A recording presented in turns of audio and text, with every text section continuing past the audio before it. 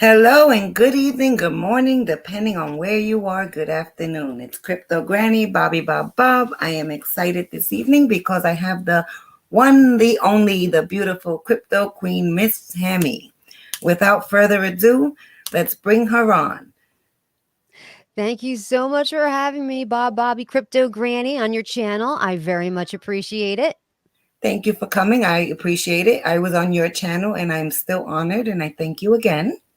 Oh, that was such a blast. I'm so glad you were able to pop by. We had a lot of fun last night. Yes, we did. It was very nice. Elizabeth was very nice. We contacted each other after. So hopefully we can all get on, my channel, your channel, her channel, and we can do this continuously. Yeah, we should do it on her channel next. She said Yes. she landed a big AMA. Oh, nice. Yeah, I was happy Nice. for her. I have a viewer just left a comment from your channel. Hi, Sherry. Welcome. Thank you for tuning in. Sherry, what's up, Sherry? Sherry, she's always the first to comment in all of my videos. She's awesome. She's there. Every time I go live, she's always the very first one. What's up, Sherry? Thank you so much for popping over to this channel. Don't forget to give her a subscribe. Yes, yes. Thank you. Is Sherry in the space already or she's just learning? You know what? I think she's just a viewer as of right now. She's never Okay. communicated that she's had a YouTube channel. Sherry, do you? You might put it in the comment section because that could be another girl we could snag up in here. There Bring you another go. lady. Girl power. Yes. Yep. And gentlemen, you're welcome to come on too. We're not, just all about the ladies, but we like to make our little group grow and let other women know that you can come on to the space. It's not just for men. It's for anybody who needs money. That's right. That's why we're all here. The bottom line is to make money. No Yes, I'm drama gonna get necessary. We just want to make some money. I want Tammy, I want you to tell us what happened today. And I'm going to take off this background because it's driving me nuts. But you can take over for the moment. And I'm listening. I'm just taking off my Okay. background. So here it goes. This morning, there was a tweet issued by Milton, who is the head developer of Terrarium. And basically, they announced that they're getting a Binance USA listing, which is huge, which is humongous. And you might remember somebody in our live last night in the chat had put that the terrarium is going to be listed on Binance. And I looked at it and I read the comment and I'm like, no, that can't be true because if it was true, Twitter would be blowing up right now. So I just kind of, brushed it off. I didn't even really think about it. This morning, I go on Twitter and Twitter is all abuzz with yes, Terrarium is going to be listed on Binance USA. Inevitably, people catch wind of it, buy the news, sell the rumor, and the chart started to pump. Like that green candle was just pumping, pumping, pumping. We went to an all time high. We broke through current levels of resistance to an all time high. And then inevitably, like it always does, people begin to FUD on Terrarium. And we know who we're talking about. We know, the main culprits of who's FUDding on Terrarium. They couldn't wait. They started the FUD machine, which was to be expected. But Bobby Joe, what wasn't expected was the COO of Saitama to stand up and add to the FUD. He released a Really? statement. Yeah, to me, it was an unprecedented action that he took to contribute to the FUD. Now, realize FUD is a team sport. It can't just be done by one person. It has to be done by a lot of people on a large scale. And the Wolfpack went absolutely wild with perpetrating this false rumor that it's false, that they're not being listed on Binance.USA. Wow. If Milton released a thing saying that yes, they are going to be listed on Binance, they're going to be listed on Binance. And I think that Russ is not the arbiter of how to run a token. He simply is not. And Interesting. he's definitely not one that should be giving out advice as to handle how you make announcements with your token because he constantly gets things wrong. He misses dates, and that's why his token is as low as it is right now. But Wow. anyway, the devs from Terrarium did say that they're having an AMA tomorrow and that they would address it then. You know what I think happened, Bobby Joe? What? You look at the email that they released, it had a date on there of the 23rd, March 23rd. Now, there's like a complete day difference between us and India. Right. And I think, they had to sign NDA saying that they wouldn't announce this listing until Binance announced it first. I think that when they saw the 23rd, that's where the main developer is in India. He forgot that they're on the US time zone. And they probably said to him, okay, we're going to announce it on the 22nd, and then you can follow up and announce it on the 23rd. It was the 23rd for him. And I think that that's where it went wrong, because in the email it says the 23rd. So I think they had a little bit of an Mm. F up when it comes to that, the timing, but a Right. 100% Terrarium is going to be listed on Binance USA. 100. There's such a new token, and they've already been listed on a few different exchanges. Their volume is incredible. I think if I look at their market cap, they might even be like at 1 billion at this point. I mean, they're Wow. they're taking over. Are you in terrarium? I'm not yet. I did say I was going to get some last night and I just didn't. But I'm going to jump in since it's down right now and it's the Yeah, best it's time to go in. significantly down. Actually, their market cap is 635 million. That's So, not bad though. no, It's it's not good. for a project that's this new. I think that's fantastic. I think Did it's you really pull good. profits or I pulled profits earlier, good? like their first pump. I didn't pull it yet because I think that when people realize that indeed, I think it's going to go nuts once it hits Binance. So I'm waiting for that to happen, because the same thing happened when it was announced it was going to get on Bitmart. It had a huge pump. I'll pull profits then. Okay, cool. Cool. Well, I just want you to win. I want everybody to win. I want everybody to win too. That's why I don't understand why the FUD. I want everyone to be in a good, solid project where they can make some money. That's all Yeah, I want. I want people to win.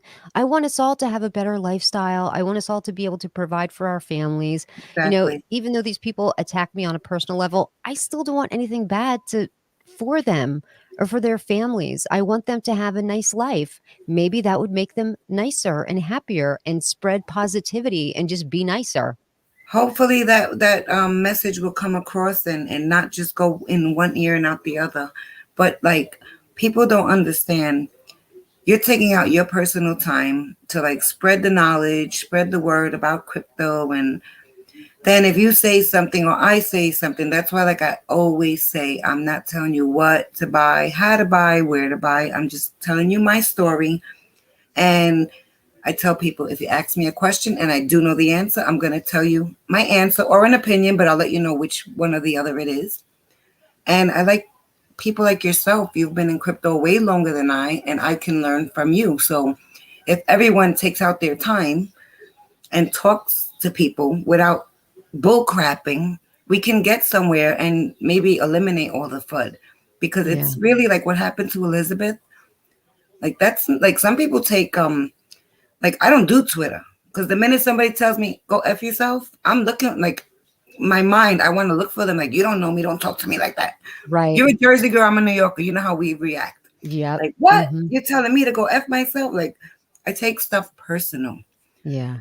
so I can't do all that internet, gangster stuff. That's not me. Like you want to say something, say it right here, Right. But because Granny gonna kick your butt. that's the thing though, they would never. Like, if you bumped into these people on the street, they would probably look away. They would be embarrassed, Yeah, especially if they're with their wives or their mothers. I often think, what would your mother say if she knew the stuff that you were saying to women online? She probably would be mortified and exactly. ashamed and say, "This is my son. Is this how I raised you?" My camera Yeah, keeps glitching. I think that their mothers, their significant others, their wives, girlfriends would be absolutely mortified yeah, they if get they knew. crazy on the internet. It's I mean, the internet is a beautiful thing, but as beautiful as it is, everything has a downside, right? Right. Mhm. Yeah, there's definitely a lot of information. There's so much you can learn because of the internet. It's just become such a wonderful thing. And but it can also be a battleground. It can be used for either way, for positive growth, for learning, for communication, to help people elevate themselves out of poverty, or it can be used for bad stuff. We know people use the internet all the time for gross, terrible stuff. But the Yes. thing is that, we have to try to make it a positive space. And I try to. I try to make it a positive space. But what I can't stand is when, see, my thing is never FUD, only facts. I only present facts. I never FUD anything. Absolutely. Even though I'm Right. accused of FUDding Saitama, I don't FUD Saitama. I just present the facts. You may Right. not like it, and because of that, you view it as FUD, but it's only facts. It's only facts. Like I Right. basically yelled at Russ Armand on Twitter today. I'm like, how dare you? I mean, to me, it was just Bobby Joe, if he was the CEO of a company, he would have had to resign for the actions that he Exactly. took today. That was inexcusable what he It's did. He put yeah. a tweet out without knowing any information. I don't know if you saw what his tweet said. He basically said, "Hey, you know what? Other projects should be careful because you get scammed a lot with these scammers. They're out to get, basically saying they're not being listed on Binance USA, that they were contacted by a scammer and got catfished. And that's what that was about. So And because everybody of that, believes him because he posted it. well, I think a lot of people know it's BS, but they don't like terrarium. I'm sure you know the story about why they don't like terrarium. No, it was I think I heard you speaking about it on another one of your shows. What can you could say that again though for the audience? Okay, so in case you don't know, a lot of the developers that are involved with Terrarium were former investors in Saitama. They have Mhm. since left Saitama to take their money to move over into Terrarium. Now, the way this all got found out, well, I should start from the beginning. They were invested in Saitama at a time where, at the all time high, one of the doctors, Dr. Praveen, had $77 million in Saitama. $77 million. Dollars. Wow. The all-time high was the night of when they were supposed to release their SATA mask, which is like their wallet. You can also Right. swap tokens and stuff. And that was supposed to happen at this Las Vegas launch. That was the night they reached an all-time high. But a lot of the developers, a lot of the bigger investors started dumping their tokens and taking profits. That's what you do at the all-time high. Dr. Right. Praveen saw that the floor was coming out, actually ran back up to his room and put an additional 100 ETH into the token to level a floor there to give it support. So he basically watched his $77 million fizz all the way down because I think it gained like 2 zeros since then. So he Wow. watched his $77 million investment turn into basically five. So there, That's scary. that's terrible. I Yeah. said he must not have a wife because she would be beating the shit out of him if she knew, right, I Bobby think Joe? as a matter of fact I commented on your channel and I says he should beat the shit out of himself. I'm One sure of he these, is. oh no. I'm sure he is. So 77 down to 5. Amazing. at one point, there was someone, one of the bigger whales, dumping a lot of Saitama tokens. And the developers approached Dr. Praveen and said, listen, is this you? Are you dumping your tokens? Like you're killing us. Our Right. tokens getting killed right now with all this hemorrhaging. And he said, no, listen, it's not me. And to prove it, he showed them his wallet. He Wow. actually said, this is my wallet and I'm not doing it. So then once he pulled his money out of Saitama, eventually he did leave when it started to trickle down to the lower teens, to get into terrarium. They Right. outed his wallet. They Wow. outed it to the top members of the wolf pack, and then they started to track all of the different investments that he was making. That's how they found out that he had like 100 different wallets into Terrarium. Terrarium's presale, you could only buy 10 Ethereum worth in one particular wallet. Well, he's one of the big money guys. So what he needed to do was make 108 different wallets in order to infuse his capital in there. So So they at the made a big release, I'm sorry, at the release, Ethereum was what, like 2,200? probably. Yeah. It was low. Yeah. 23, I think probably around there because last month, yeah, it was right around there. Okay, But so they had a cap on the purchasing. yeah. Okay. of 10 Ethereum. So he needed to start 108 wallets to put in his initial investment. And God bless him. If he's got the money to do it and you have the smarts to make 108 wallets and do it yourself, good for you. Do it. It's the American way. That's why we're in cryptocurrency anyway, isn't it? We want decentralized finance. Isn't that the whole Yes. problem? Yes. And so the Wolfpack released all of his information, the different wallet information. So then they began to FUD the project saying that this guy's going to dump on you. He's got 108 wallets. It's a huge red flag. This project is a rug pull. It's going to be a slow rug pull. Stay away from it. Because a lot of people were Wow. pulling out of Saitama to get into Terrarium. Thus, Saitama's price went even lower and lower and lower. And on their first formal AMA, somebody actually confronted Dr. Praveen and said, is it true? Is it a fact that you have 108 wallets in this project? And Dr. Praveen said, yes, it is.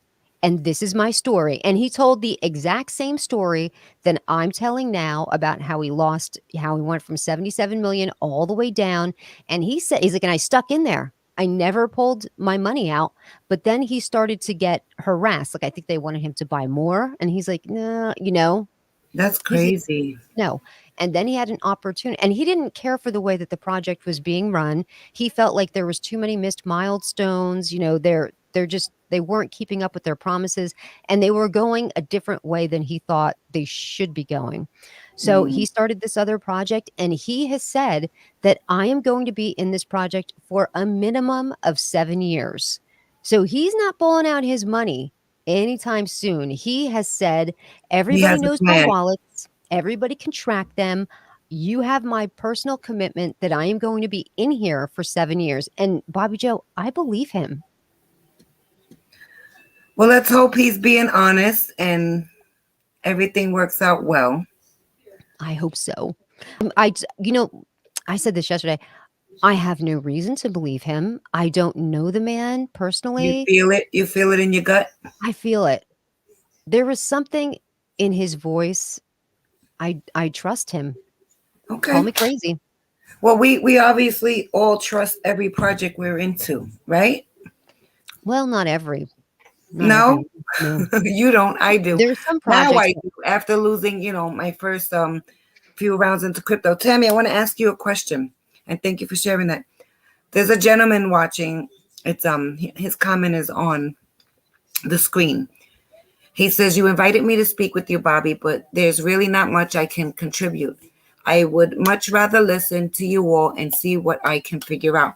Now, he also left a comment saying, "This is a whole new language. Learning the lingo is probably half the battle, probably even more the battle."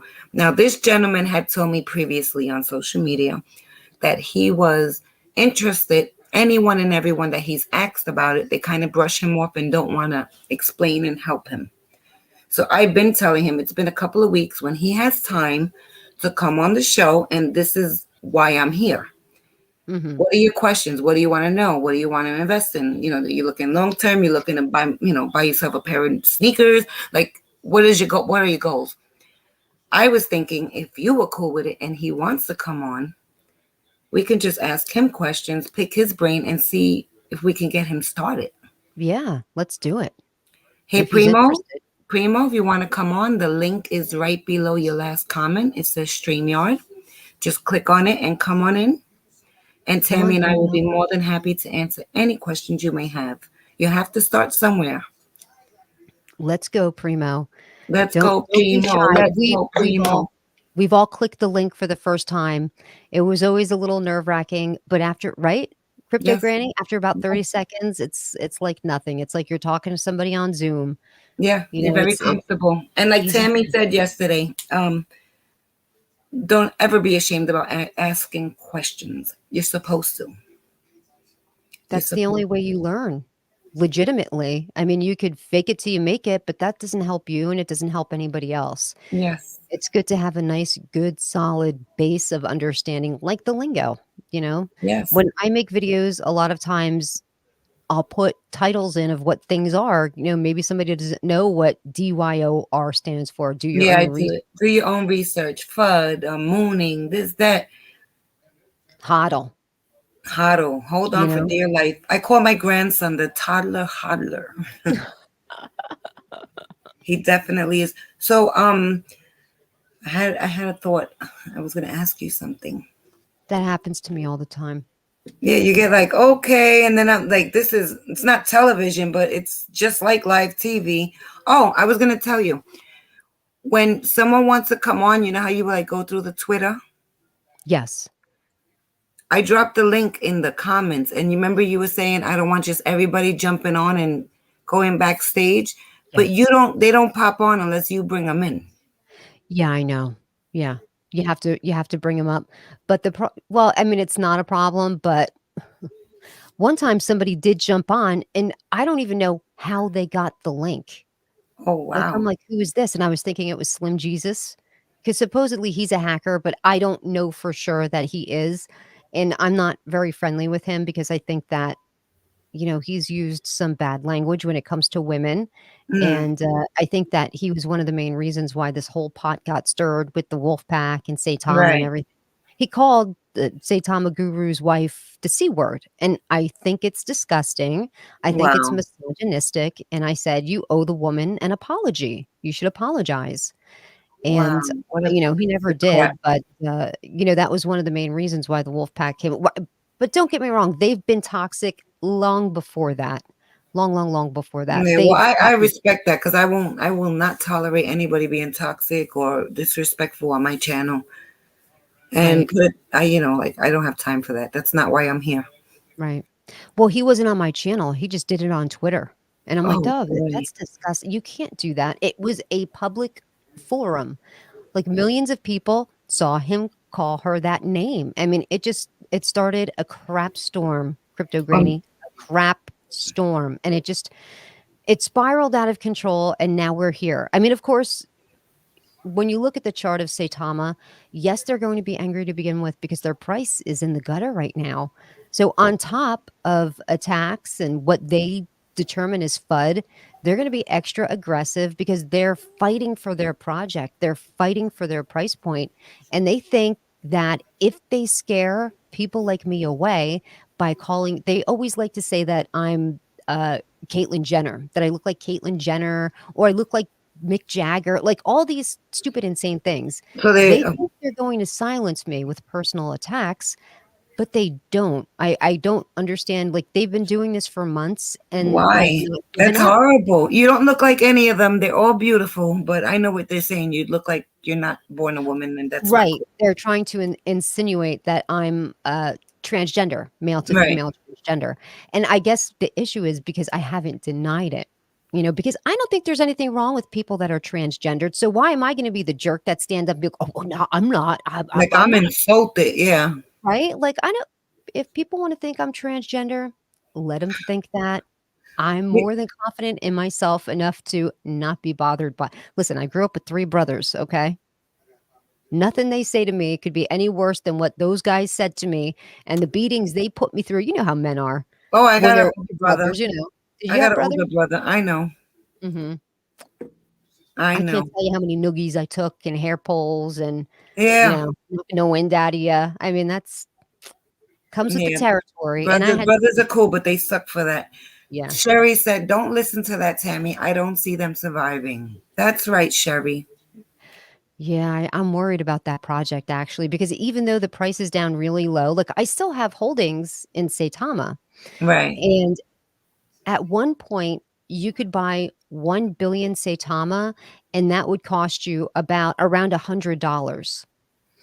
Now you could pick up a billion Saitama, I think for like $10. Oh. It's like when I first bought Shiba Inu. I remember my first purchase was $42 and I got 70 billion. And That's really good because it's like 20 bucks a million now or 23 yeah, bucks and a then I tried to buy 70 billion again and it was like almost 400 bucks at one time. Primo's in the back waiting. We're going to bring him up, Tammy. Primo. All right. Let's do this. Primo. Where are you? I'm bringing him Hello, nice in. to meet you. Where'd he go? Let's do it again. Primo, are you like hiding behind the curtain?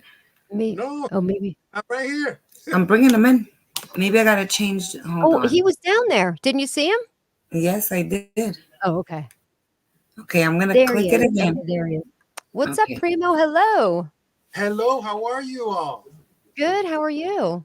Good, good. You see him? Yeah, I see him. He's right Yeah, below me. yeah, I Okay, am let's right do below this her. again. She's gonna try Stand by, something. Primo. That's so strange that you can't see. Yeah, I see him. I see him below backstage. Can you hear me, Primo? Shake your head. Y- Yep, Yes. he's shaking his head. Okay, hold on. Can you hear me, Tammy? I can hear you. Yeah. I, Oh, he just disappeared again. I'm trying to bring you in. Just bear with me. I'm so excited that you're here. Don't disappear now. Thank you, Sherry, for saying that too. I appreciate it. Sherry always has my back. She's awesome. I love her. There he is. I see him. Just so you know, I see him. I see him, but I can't bring him on the stream. Let me remove myself for a moment, and then Okay. I'll. Okay. Can you hear me, Primo? Oh, actually, I think his screen is stuck because he's not moving or anything unless he's holding perfectly still. So his signal might be jammed up a little bit. Okay, now we lost him. It's just me. Hi. Hi. I've hijacked Bobby Crypto Granny's live stream. I feel like I've hacked into it. Well, hello there, ladies and gents. Primo, come back. When you bounced off stage, it's like he was there, but he was frozen. And I then, see him. He was just like this. yeah. Yeah. Come back, Primo. Please come back. This is crazy. I love this. I love this whole StreamYard. It's so cool. It really is, right? Who could have imagined? Like, we were there when the internet was first announced, and I remember thinking, this is going to be so crazy. Like, Yeah, we're going to be able to talk to people through our computer. with the That's little wild. dial up, the the Oh, phone. yeah. Yeah, you had to hook the phone line into the computer. Oh my gosh, the Hmm. cable and everything. Oh, that was something. And Yeah, it took forever because a lot of people were not getting off. And right. you had to, like, basically wait your turn depending on what area you were in, and some people would just not hang up. This way, they had their internet connection on all the time, so they were hogging up the spaces. Yeah, he's back. Let's try to bring him in. Alright, let's do this. Let's bring in Primo. Oh, I don't Primo see. means cousin. It's our Oh, cousin. really? Okay. Yeah. Let me take myself out again. Okay. Tammy is my guest, and she's at the helm. I don't see him yet. Oh, Primo, you disappeared, buddy. There he is. I see him. Can you Primo, hear me? I can hear you. What about Something's loading.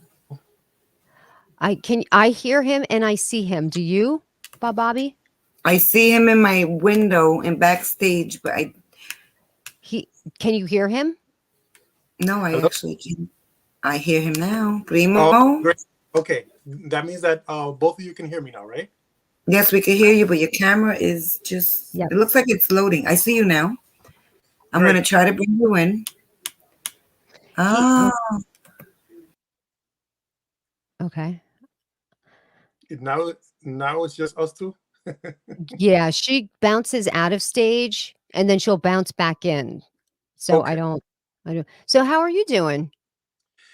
I'm doing okay. Just like Bobby was saying, like I am trying to, break into the crypto world and trying to learn something. And one of the things that I find is that when I am uh, actively speaking to people, that is probably like one of these ways that I can learn uh, things.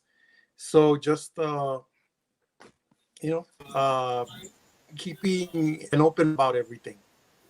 Mhm. welcome. I'm glad you finally made it. Yep, he certainly has. Oh, I think he froze again. I think he's lagging.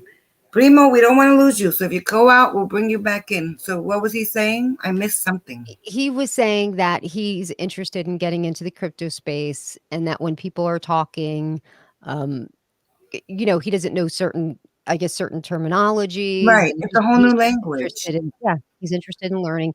And hey, we've all been there. We've all been there. So I certainly understand that, and but you'll pick it up very quickly, primo, because once you hear the word for the first time and you understand what it is, then you'll know it. It's not like a doctor's, how they have those long prescription names. Very simple. You'll get it. Oh, I see him.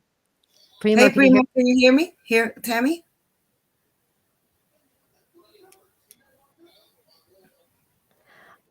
Okay, I think yeah, he's frozen again. He bounced out again. It's a shame because people that either scared to get into space or they are not understanding it. I mean, it's better to not jump in if you don't understand, correct? Yeah, because then you could definitely lose your shirt. Right. So, I mean, So there's the good, nothing wrong with dipping your toe in the water, maybe with one small investment, just to get the hang of the exchanges or the wallets. right. He's But back. Can you hear us, Primo? Primo, where are you? I can see him, but I can't hear him. He keeps freezing. Where is he from? Is he from Puerto Rico? I believe he may be. Primo? How is the internet down there? Is it not great? Well, I just came back and I was perfect because like I'm in a very modern condo on the beach. Mhm. And I only lost service when I was down in my husband's town, like in the mountains, but it's pretty good. The only thing is when you lose power, you lose everything. Right. Yeah. Yeah. Are you there, Primo? I see you. Yeah, I see him too. Oh, I think he's very choppy. He's got a choppy connection. His eyes are moving. He's alive. Can you Primo? hear us?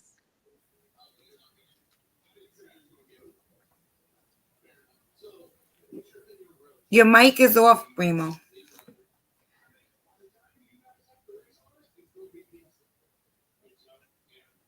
I hate when this happens, when Yeah, somebody comes in and it's like I a think bad he just has connection. a bad connection. I think that's going to be a no-win situation, unfortunately. I Yeah. think if you He have a might be bad, on a phone instead of a laptop. I don't know. Primo, if you have a tablet, try to jump in on off a tablet instead of your phone, maybe, because we would love to have you, but isn't we it don't want to. strange? For me, it seems like my phone works better than my laptop. Whenever I go live with the phone or my iPad, never a problem, never a hiccup.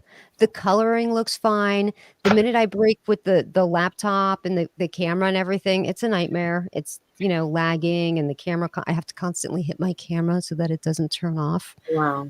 But, I'm like I'm like in the middle of. I have all this stuff in my shopping cart to purchase a camera, a microphone, a bunch of equipment, and I what are you haven't bought looking any. to get? I have a technology channel. Oh, you do? So what That's right. With what 17,000 setup are followers. you looking for? And I can tell you what to get. You know what? I'm gonna send it to you because I have it all in the shopping cart, and I think I have too many things. It's always overkill when people first start getting their setup. They get too many things, and And the thing is, my daughter has half the equipment already, but she's in Florida. I bought it for her because she was gonna do content for makeup before there was like a million makeup people. But my Mhm. daughter's like phenomenal with her makeup, and I bought her all that stuff so she can do her channel, and nothing ever came of it, which Yeah. is really, truly, sadly wasted talent because she is amazing. Well, it's never too late because, there are a lot of makeup things out there, but the good ones are the ones that come out on top. Yeah. So if people that start their channels, if they're not that great, they don't grow. But if you are putting out solid content and people like your videos and they comment on them, YouTube will favor you in the algorithm and start boosting your videos. So Yeah, she could start for a couple weeks, not have many subscribers, and then she could wake up one night and have a few hundred more subscribers. Like, it's crazy. If yeah, it you is. get favored by YouTube, they'll push you up. It's crazy. Her friend, actually, his name is Patrick Starr. He's a Philippine guy. Let's call him a Philippine gal. And she is so fabulous with the makeup. She has her own brand with MAC now. It's like a whole collection. They keep giving him her. I'm sorry, I didn't mean it like that. They keep giving her. I know her since back then. She's a multimillionaire now. Oh, great for And her. this is someone from our neighborhood in Florida. And, her and my daughter would do makeup together, but she stuck to her guns with the YouTube. And back then it was, what was it before Snapchat?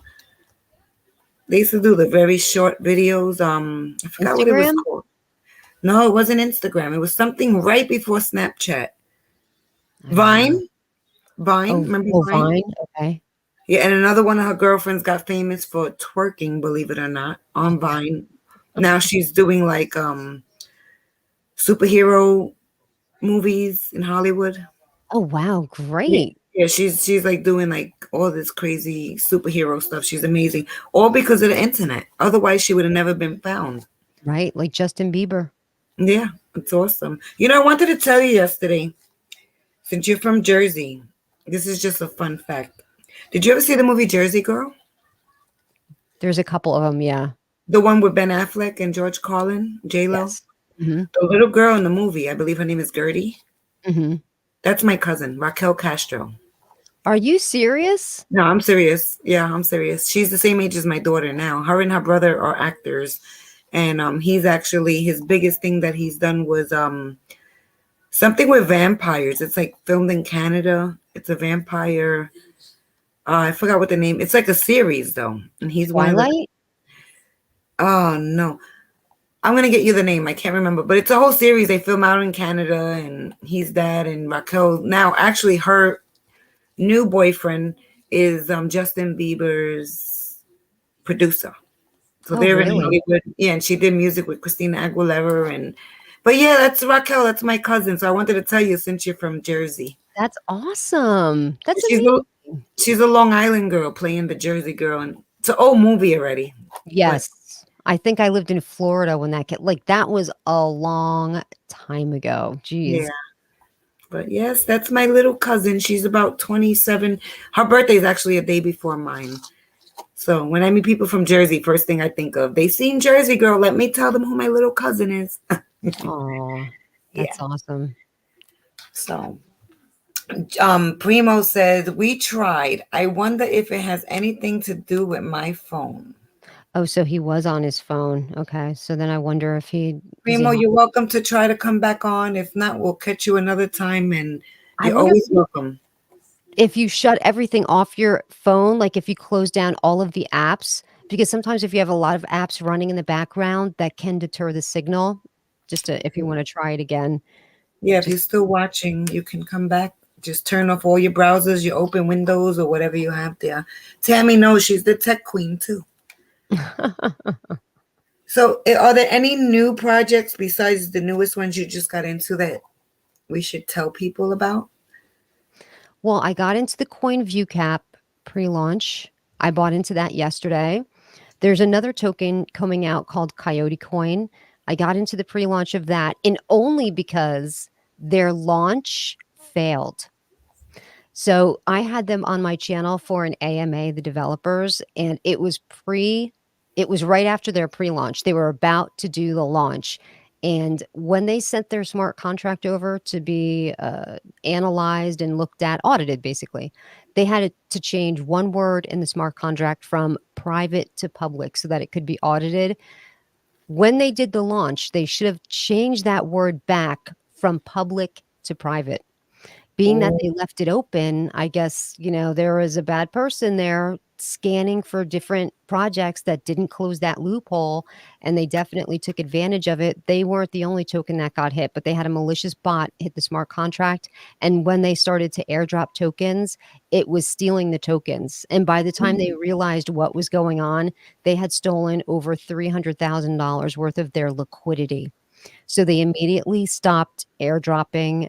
They pulled the cord on the token.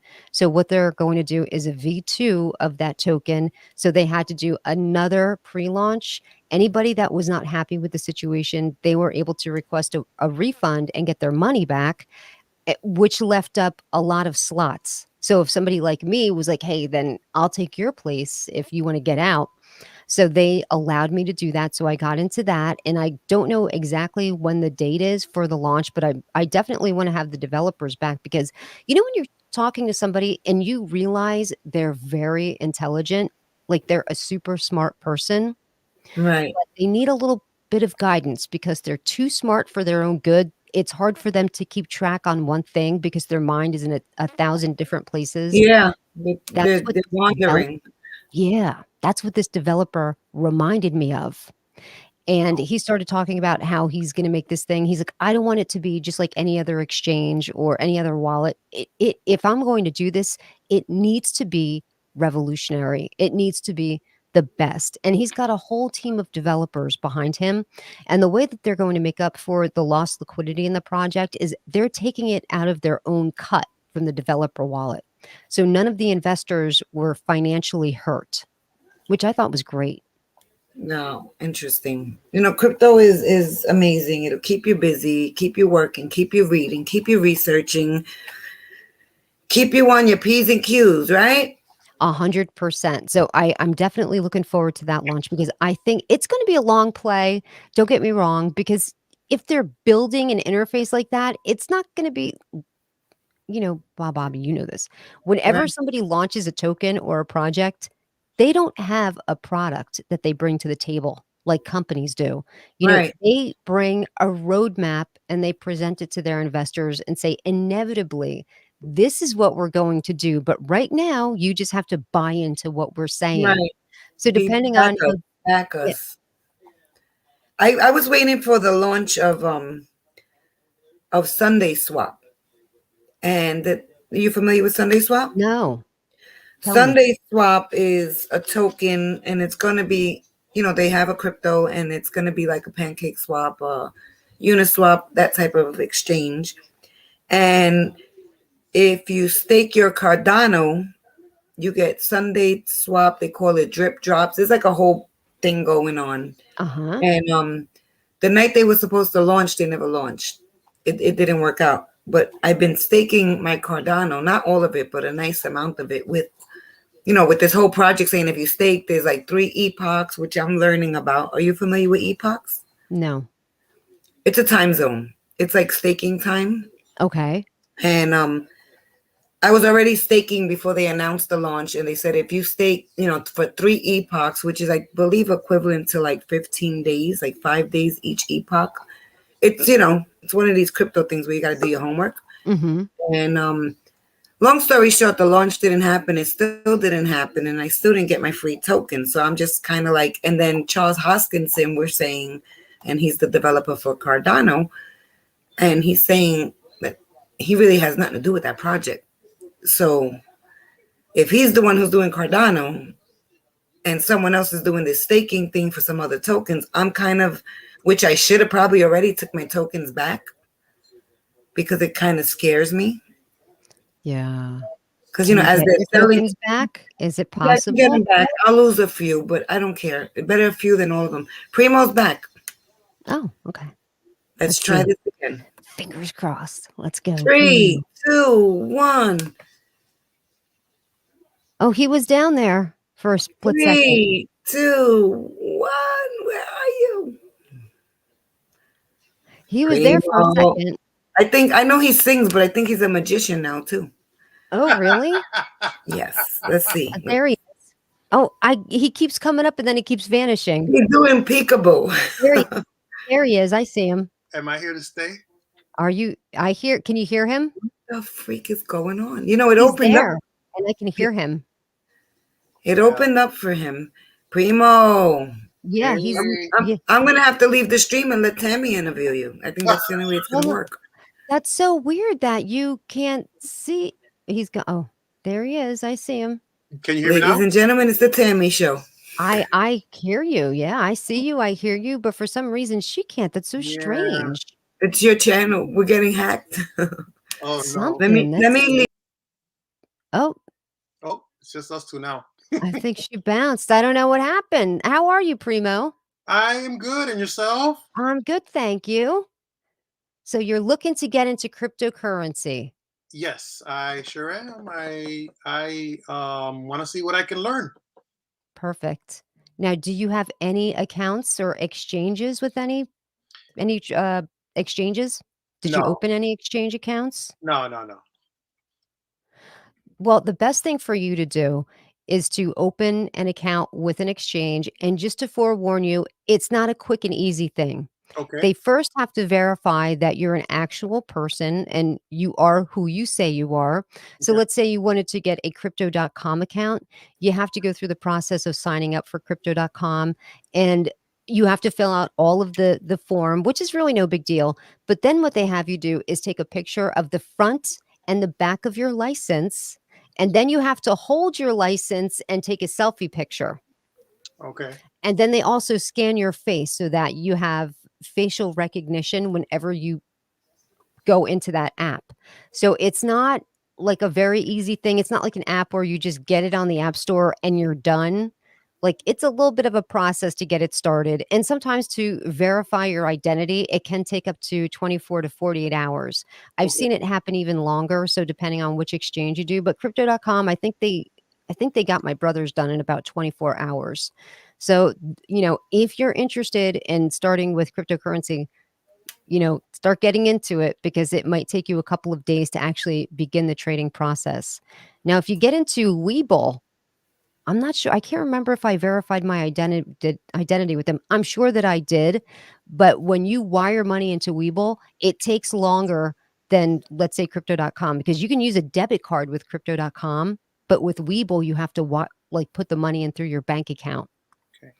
I think crypto.com is the easiest one. What do you think, Bobby, Crypto Granny?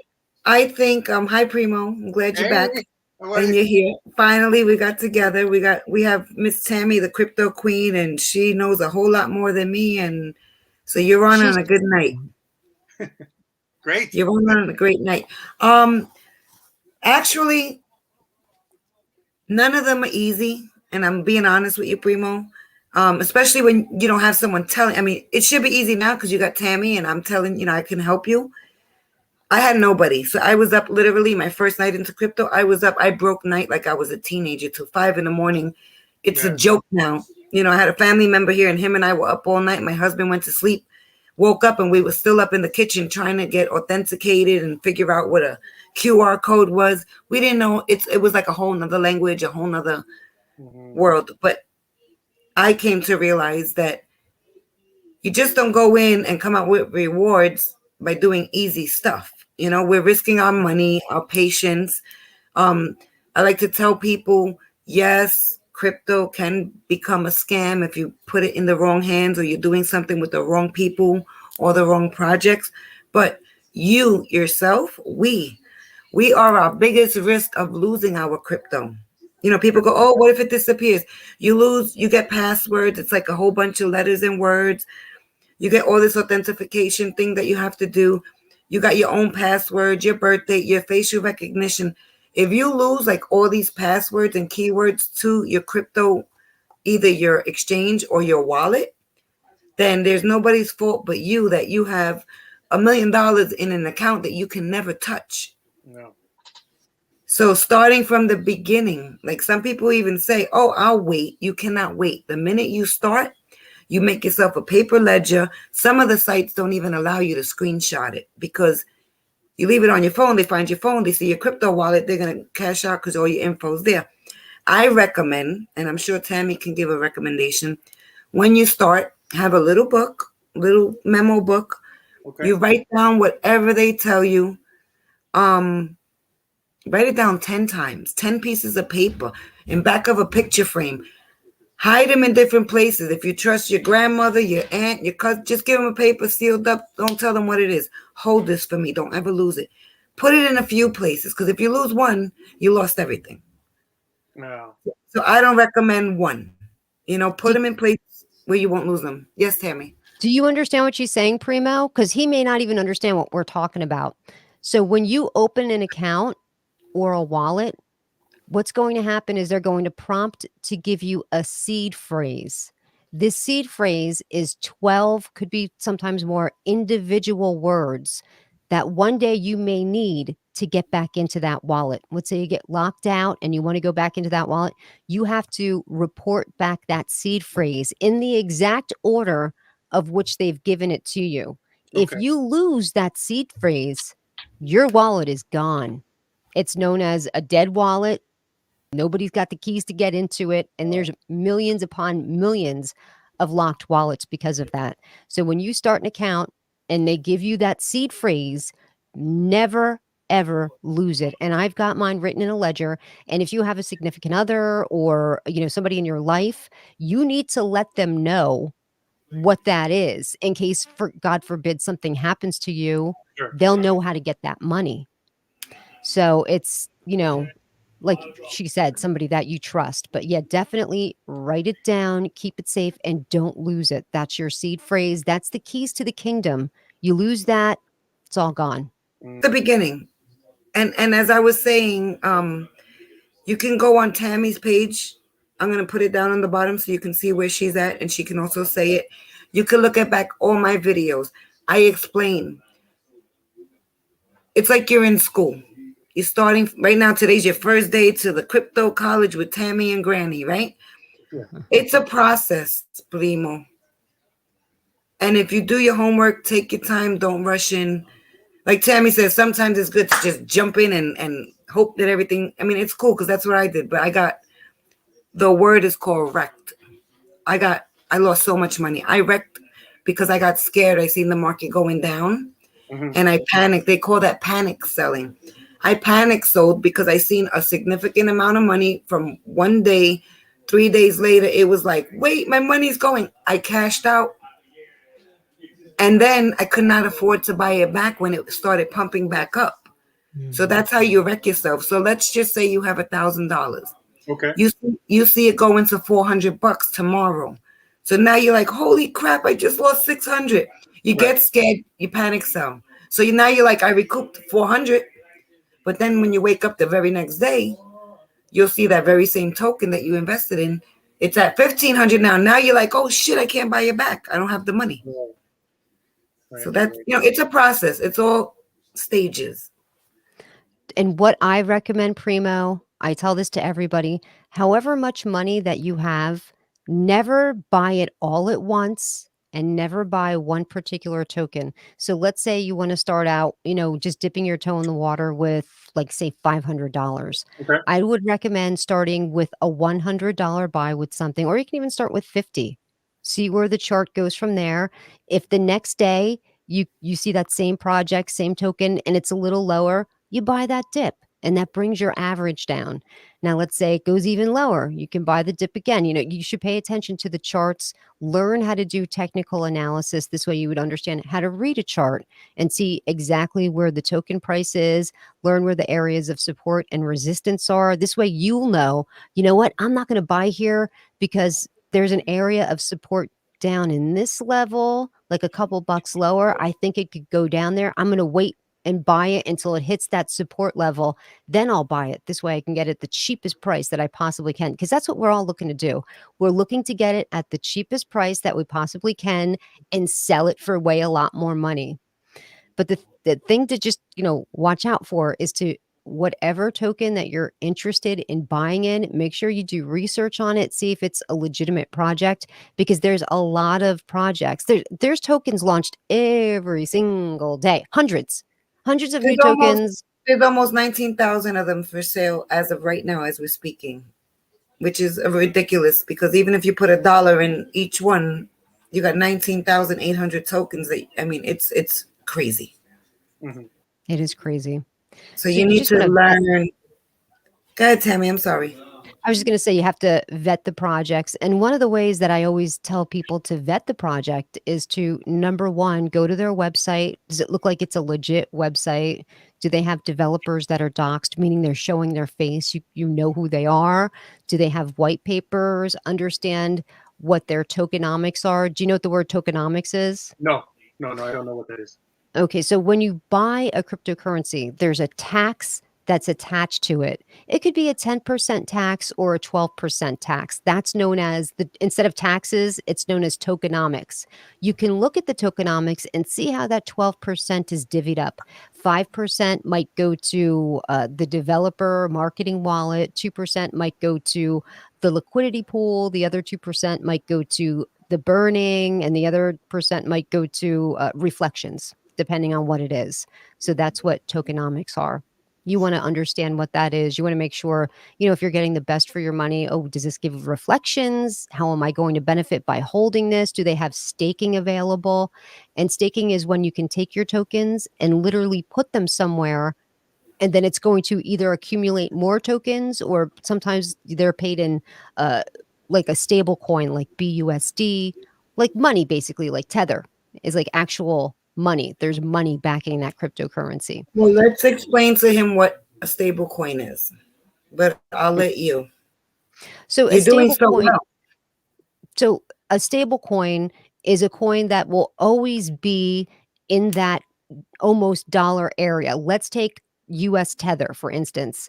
That US Tether, and you'll see it, it's a cryptocurrency. It's in a little green square with a white T. That's Tether. That cryptocurrency is supposedly actually backed by a physical dollar, and it will always maintain that dollar price. You should never see Tether at 50 cents or You see or it usually at 99 cents or a dollar one. right. So if it's anything below that or above that, that's not a because sometimes people do launch bogus tokens with those names, trying to Yeah. trick people. It's a honeypot. They're trying to steal your money. So that's important to know that those tokens should always be in that area. And, you know, don't ever get conned by, hey, Tether on sale for 50 cents. It's BS. Can't be. Tether will never be 50 cents. So that's what you want to look for that.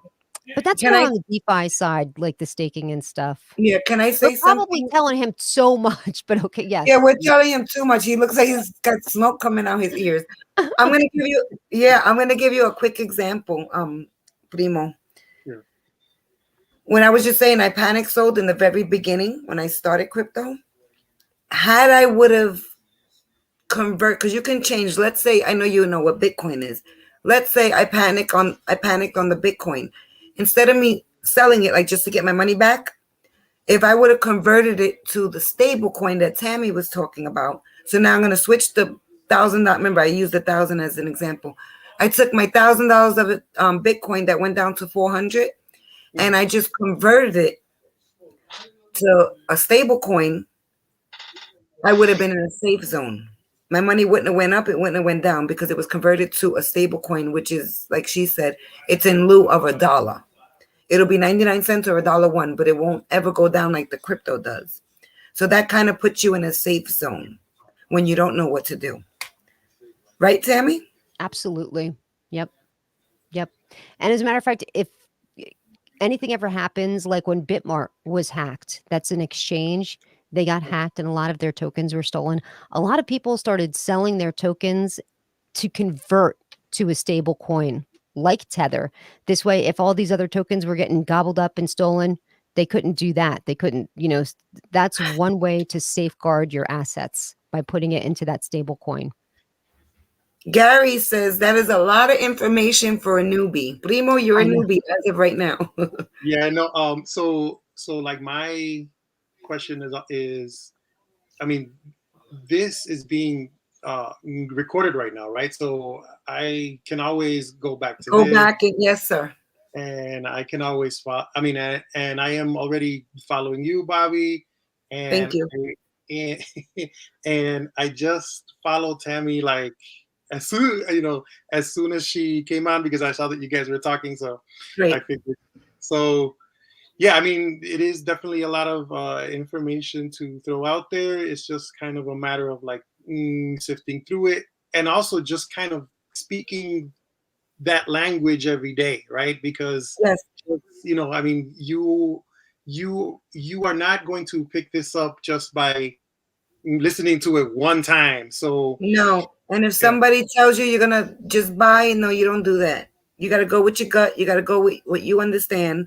Now, if you're somebody who don't understand anything and you just got money to throw away, then do whatever you want to do with your money, but to do it right, you got to do your own research. And like Tammy says, that's called DYOR, do your own research. What I like to do, honestly, till this day, I like to have communication with people like Tammy, people that are in the space, people like yourself, because now you have someone with experience and you have someone that's jumping in. So there's some kind of balance there with someone new. You're asking questions and I'm explaining what I went through. Someone like Tammy, she's in a place, she's a technical, what do you do also, Tammy? I'm sorry. It's a technology channel.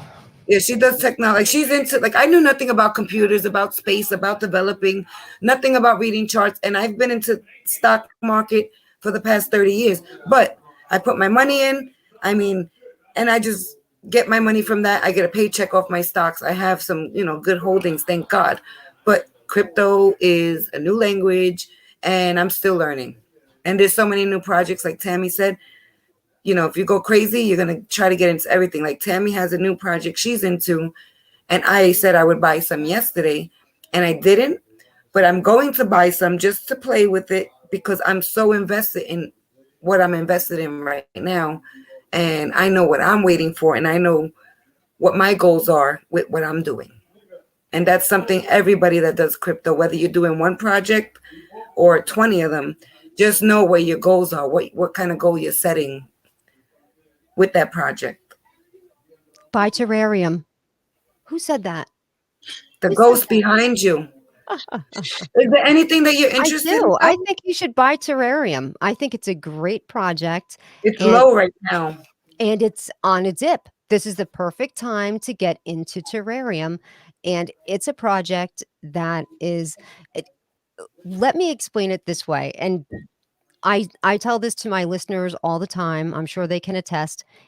Cryptocurrency is the very first time in the history of the world where average investors like you and I that don't have a lot of money, just average, middle class people, can get into a group of wealthy individuals that are building a business, that are investing millions upon millions of dollars. And we walk up to them, tap them on the shoulder, and say, I want in with you. Can I give you like $50?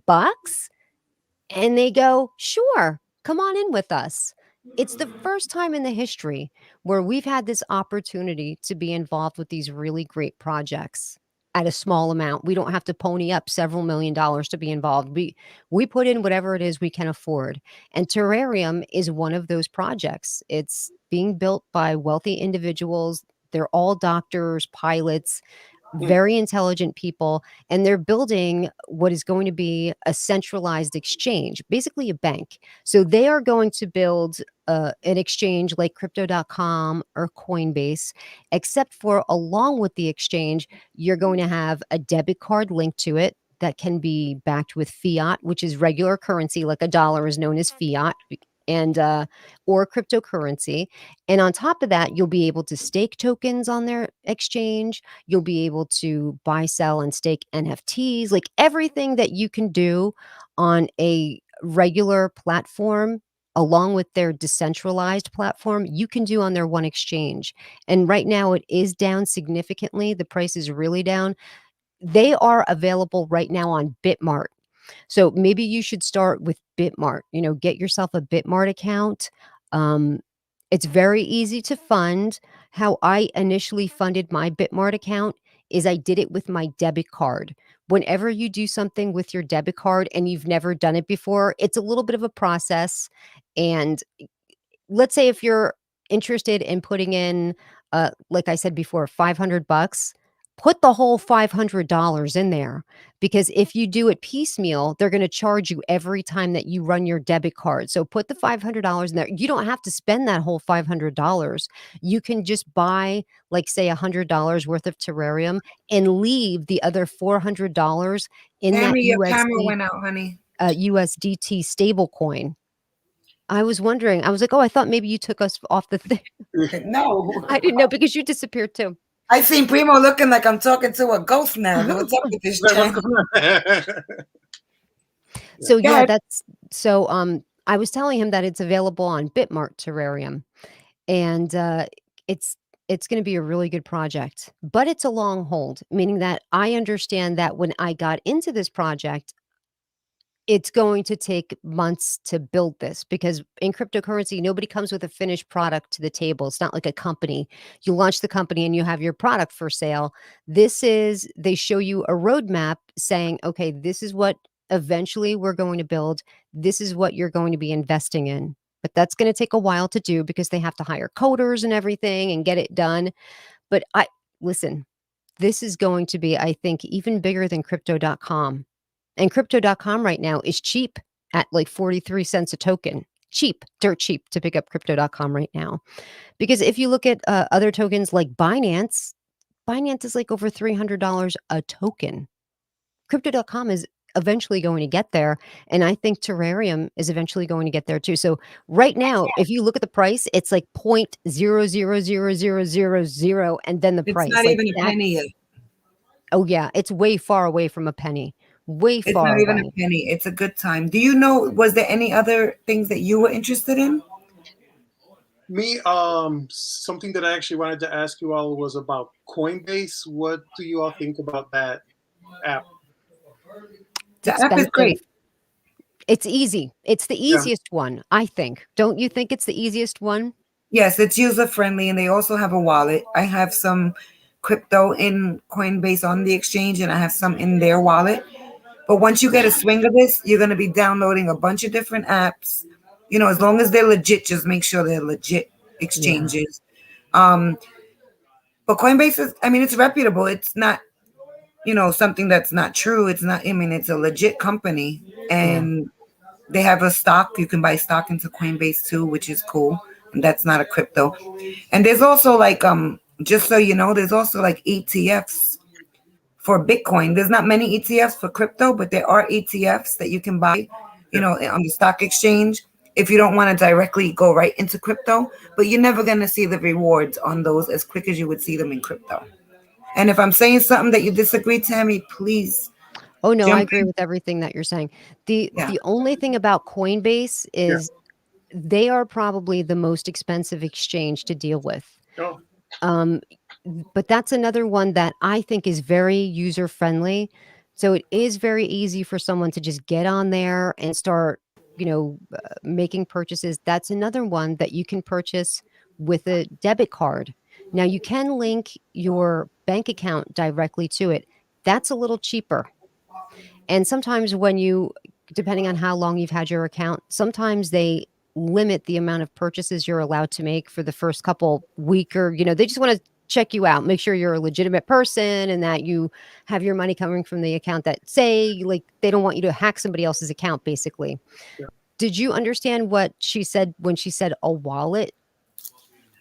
They have a wallet Um, too. I have been doing some preliminary research on it, and a wallet is, I mean, and I could be wrong, but like a wallet is where you is it a electronic wallet where like you keep all of your mm, currency in?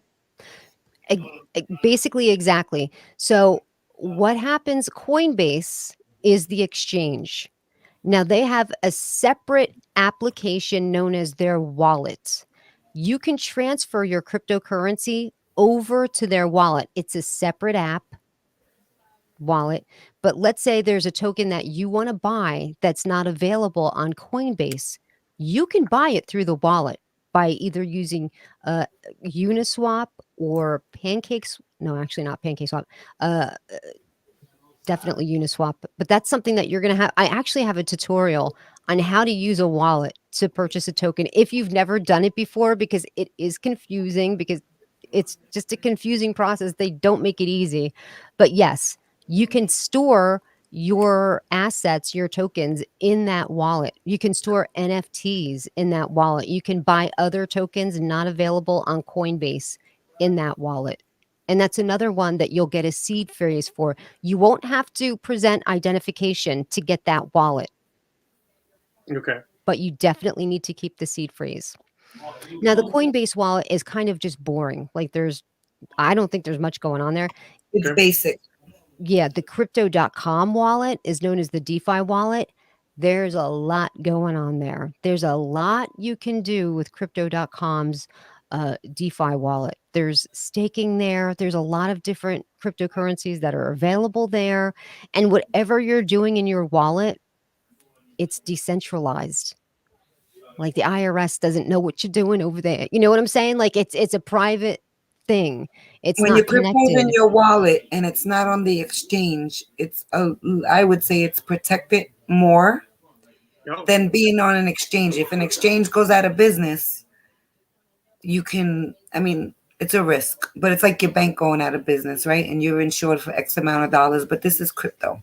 Um, it's safer. And then they have another wallet that you can buy, and is that the hard or cold? What do they call the ones the little tiny Yeah, ones, I've heard Tammy? it called a cold wallet and a hard wallet. Like It's a it's device.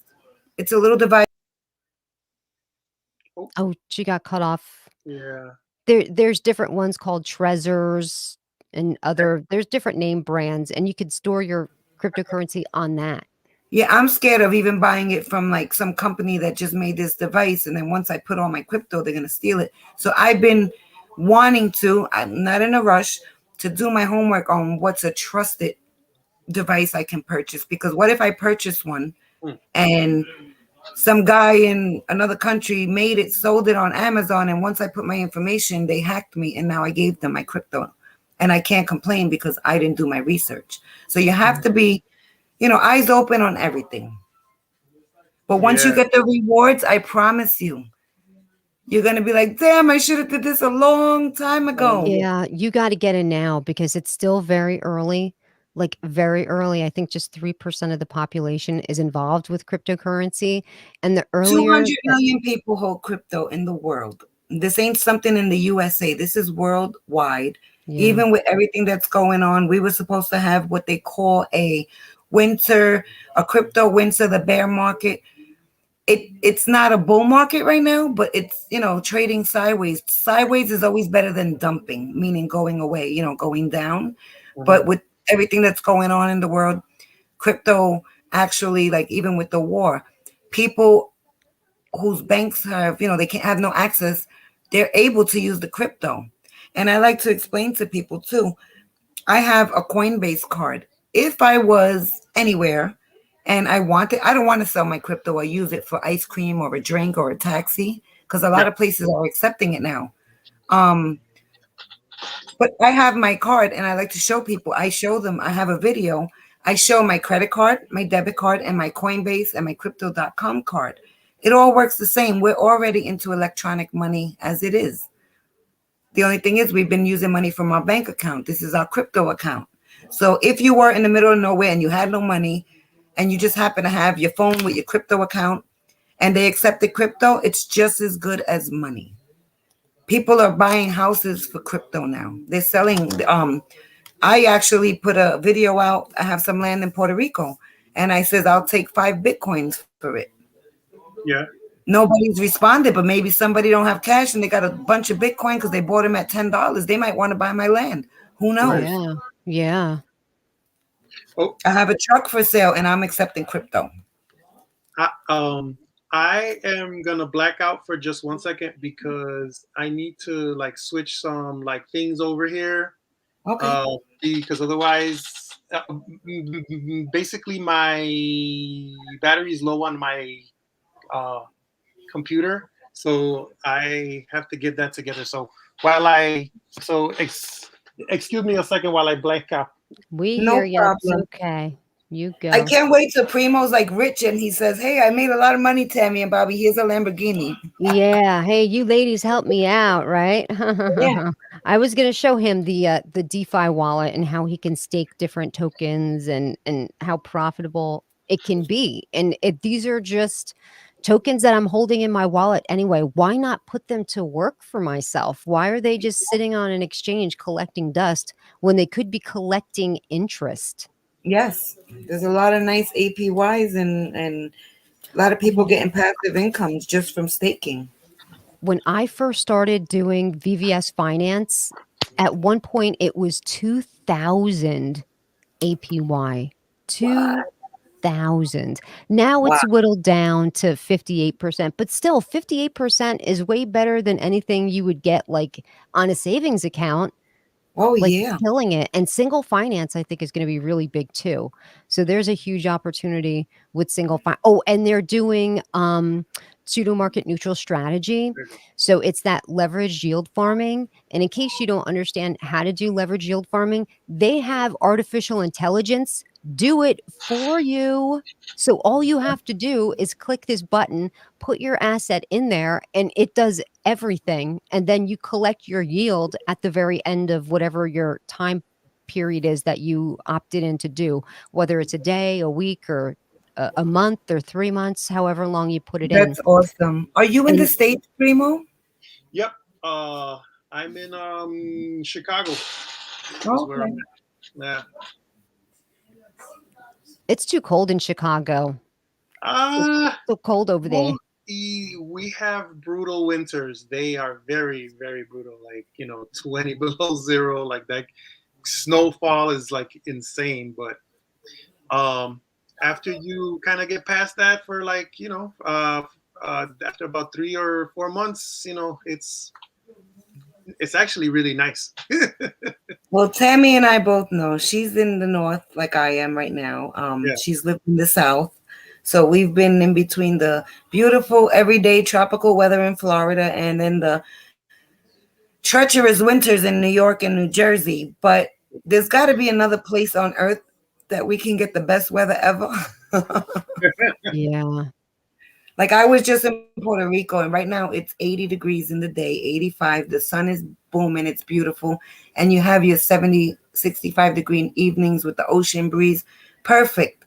Perfect. But I'm doing 6 months Puerto Rico, 6 months here. Oh Good wow, for you. that's Yeah. a beautiful thing. Yeah, I'll be back in Puerto Rico at the end of April. So I'm trying to Nice, convince my daughter to move there. And if she moves there, I'm going to do full time.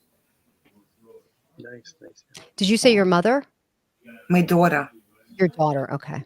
Yeah, she's having her second baby. So I'm trying to convince her that she's in Florida. And every time I see her, it costs me money because whether she comes here or I go there, I'm paying for the tickets. Right.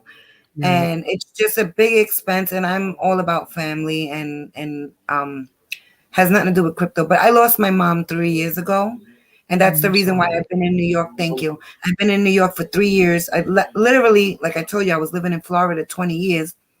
I Oh, came down to help my mother out with a shoulder problem, ended up being cancer. And, no, from then till now, I'm still here trying to like close up everything, the estate and taking care of the family.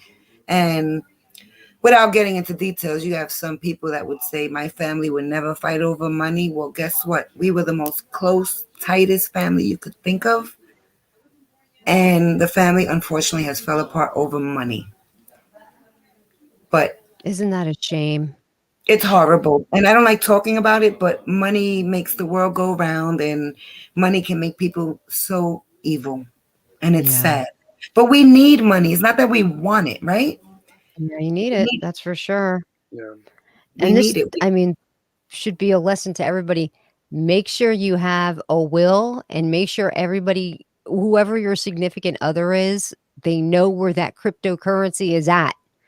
Because let's say you bought a Trezor and you put all of your cryptocurrency on there. Let's say you had $100,000 worth of crypto on there and they didn't know what it was. You just throw it away. Like you Yeah. worked so hard for that money, trading for that money, doing Imagine the you find like hustle to a get little it. And somebody keychain. just chucks it away. Be Did you crazy. ever hear the story about the Bitcoin and the pizza? Yes. Everybody, maybe he hasn't. No, yeah. You need to hear this story, Primo, Okay. just to know how real it is. Right now, Bitcoin is about 42,000 and change, and it's not at its high. It was at 60 something thousand last year. But long story short, some guy was wanting a pizza. All he had was crypto, but at the time he paid less than $1, like change. Like she's telling you to get into that project. He Right. paid peanuts for this. He traded, what was it, 10,000 Bitcoin for a pizza pie. Told the pizza guy, I don't got no money. Will you take? He said, yeah. I hope to God that that pizza guy kept that money, until it came up. He paid Papa 10,000. John's pizza. It was a Papa John's pizza. Ugh. So if you do the math, even at the lower price, Bitcoin is today at 40,000 times 10,000. That's like what, $40 million Yeah, or his more wife than that. must hate him. His Mm. wife must absolutely hate him. She probably is getting ready to go to bed at night, that little nice doze where you're just about to sleep off so peacefully. And she probably wakes up and she hits him.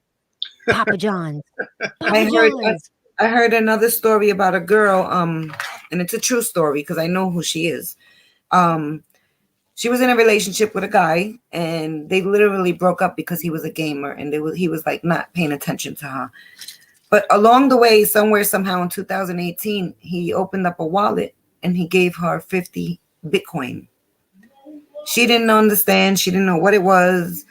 Yeah. Never even thought about it. 2 years ago, she was talking to friends and they were talking about, oh, so and so made so much money with Bitcoin. And she was like, Bitcoin? She's like, wait a minute. When I was with, let's call him John. When I was with John, he gave me 50 of them. Her friends were like, you're kidding me. Where's your wallet? She's like, I don't even remember the name of the app. Oh Oh, So boy. her friends were into crypto. They finally figured it out. It was on Coinbase. She got back into the account. She bought herself a house, a car, and started a business. And she says, now that I think about it, this many years later, it didn't even cost them $50 to give her that. But she said that was the best breakup gift she ever got. wow. She's a Yeah. millionaire now. She's a millionaire now. And that was something, 50 Bitcoins. I'm sure he was like, I wish I never gave them to her. But, the value, it's long term. It's long term. And I feel, I would not put what I put into crypto if I thought it was a joke, honestly. Oh, it's not a joke. Some people might laugh at it still, but we're gonna be laughing last. It's like Primo. nobody We're gonna be wanted laughing to. last. Yeah, it's like nobody. I was watching, and I actually did a video on YouTube. It was the very first day they told Katie Couric, I believe her name is, the reporter. Yes. It was like the morning show, Good Day America or whatever, and they were like, "Oh, there's something called the internet."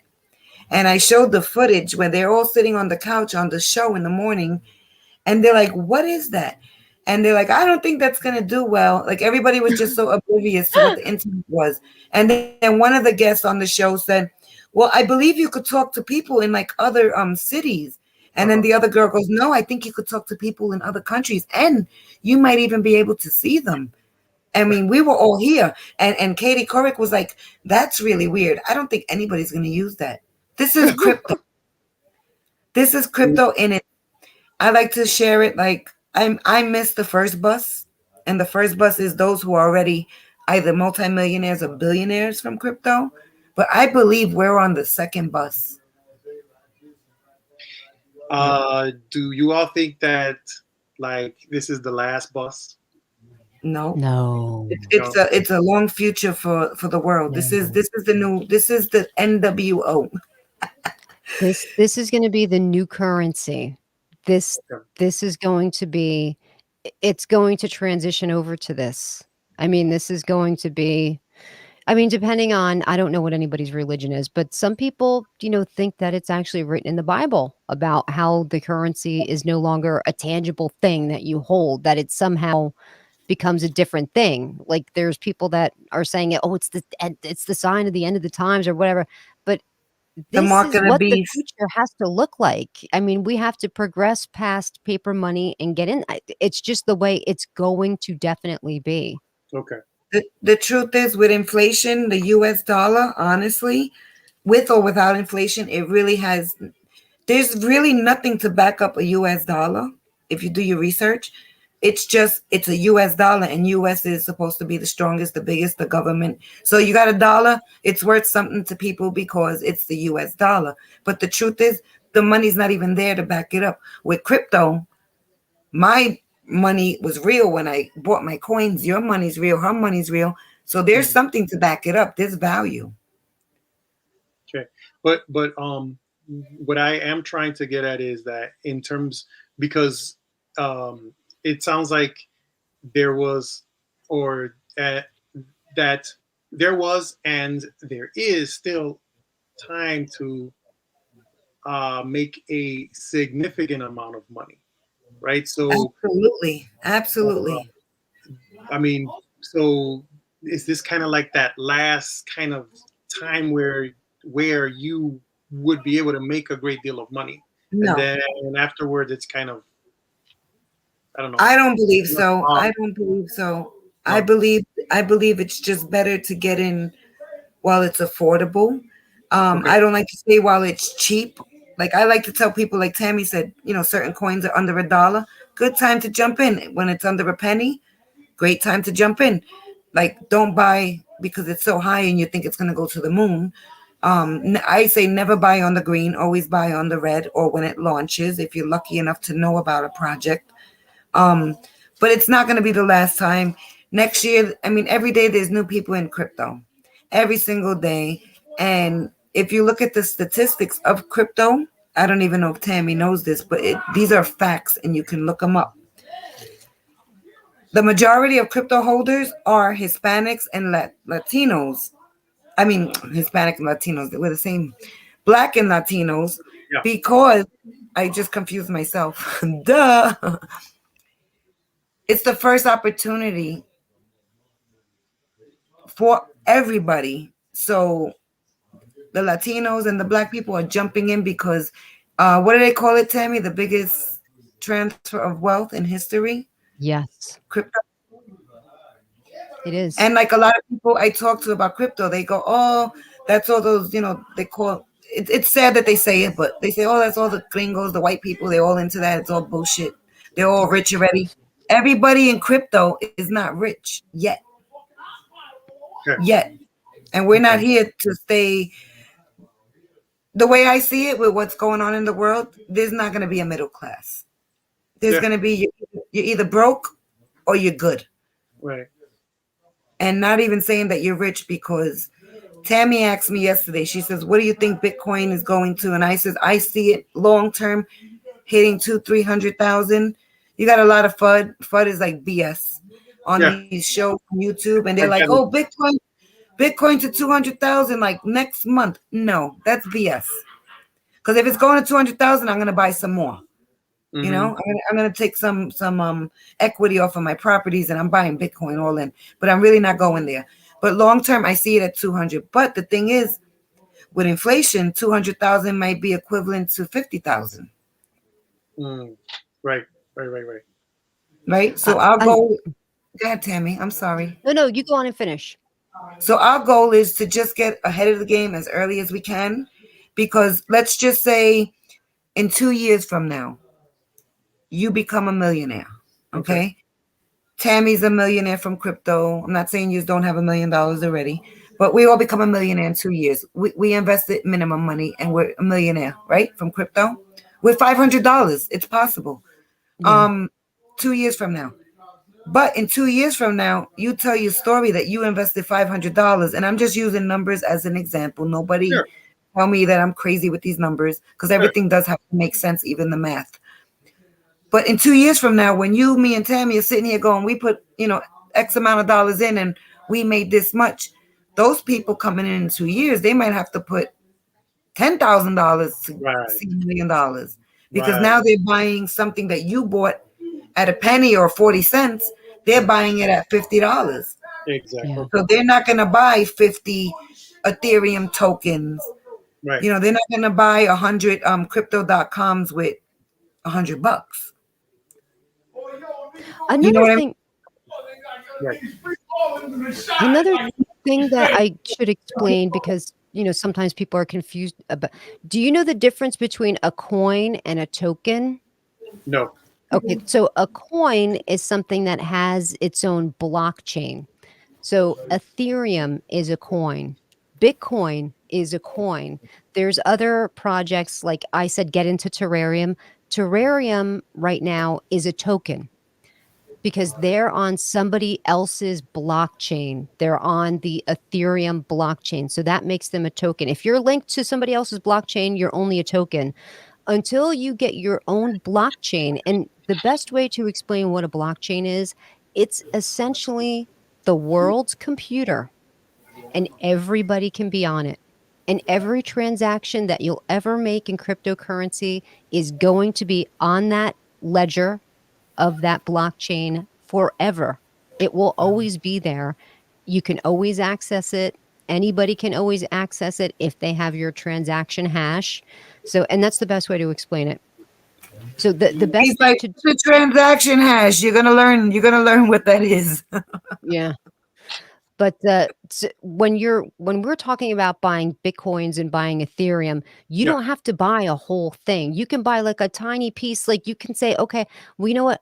To start off my cryptocurrency journey, I want to buy $50 worth of Bitcoin and $50 worth of Ethereum. And that's fine. And you don't even have to spend $50. It's whatever your exchange that you're on. I think Bitmart has a minimum of a $5 trade exchange. So you Okay. have to buy a minimum of $5. You can start off that way. You don't, sometimes people hear Bitcoin, like, how would I ever even buy that? You don't have, you can just buy a partial part of Bitcoin. Yeah, because if most people have $40,000 to buy a Bitcoin, like they already got some money. They could just play with 40 grand at a time. But another thing about the exchanges, when you first open up, there's something that's so beneficial to you. They don't charge you. Some of the websites, some of the exchanges, they don't charge you transaction fees when you're new.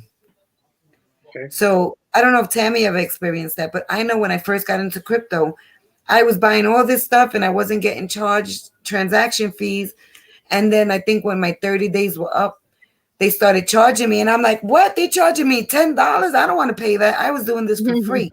So like in the very beginning, if you already got your mindset and you say, I have $500 and this is where I'm going in. This is what I can afford. And your $500 could be $100. Whatever it is, it's a start. You don't have to feel that you need, because a lot of people, I like to emphasize, a lot of people do not have even $100.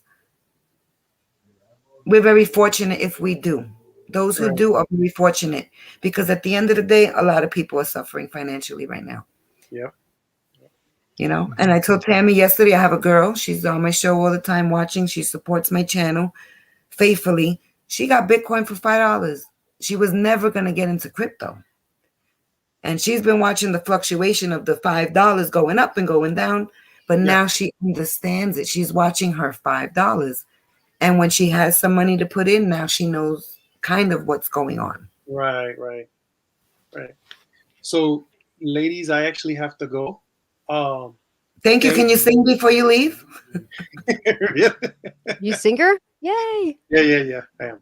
Summertime and the living is easy.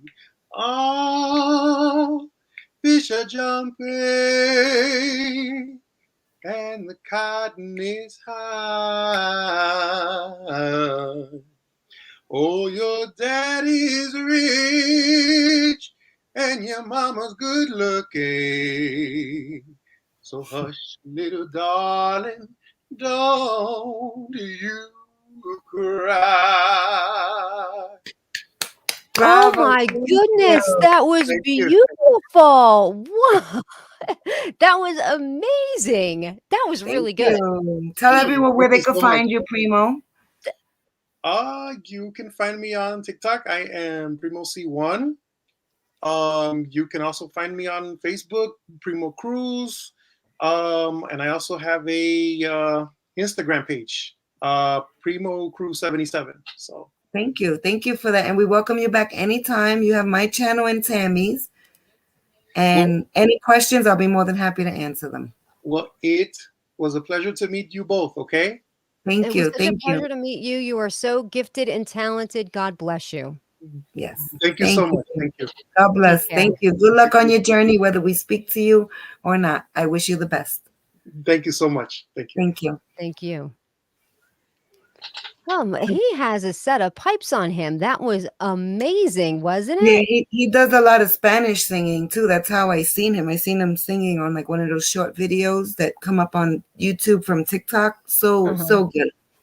But thank you so much for helping him. I hope he does well because he's been waiting. It's been, I would like to say, about 2-3 weeks that he's been wanting to talk, but he's been so busy.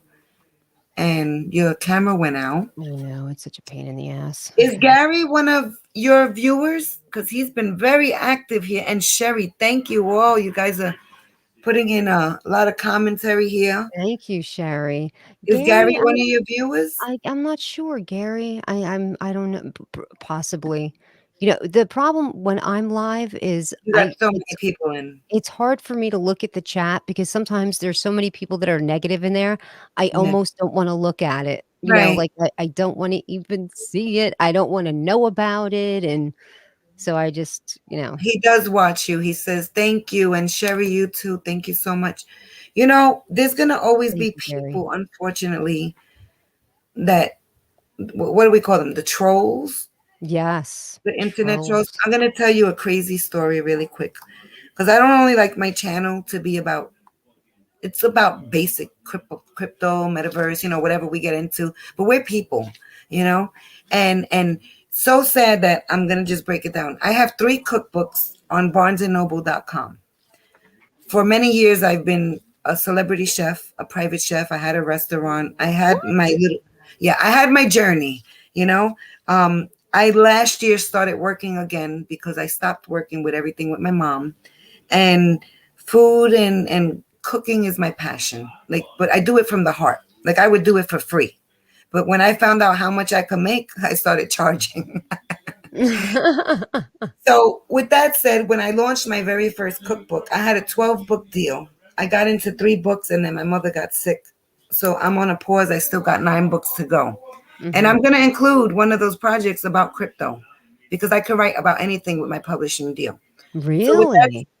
with that said, I'm going to do a crypto book for dummies. And, like I seen somebody did a book. I bought it for my grandson, Blockchain for Babies, explains everything like for dummies, 1, 2, 3, you understand. But when I first launched my first cookbook on Barnes and Noble, within a week of being on Barnes and Noble, somebody came on the website on Barnes and Noble and said, "Oh, this chef is full of these aren't even her recipes. She can't cook." So I'm like, even with food, my point is this: you're gonna get negativity. There's gonna be trolls. There's gonna be haters. And the truth is, whether whoever wrote that knew me or they didn't know me, why do you take the time out of your day to write something negative?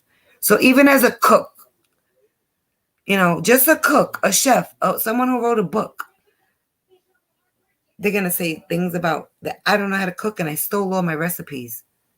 Right. Oh, jeez. Like the most pettiest things happen on the internet, unfortunately. It's But so true. I'll tell you, my book was so bad that Martha Stewart even plugged me in. So What?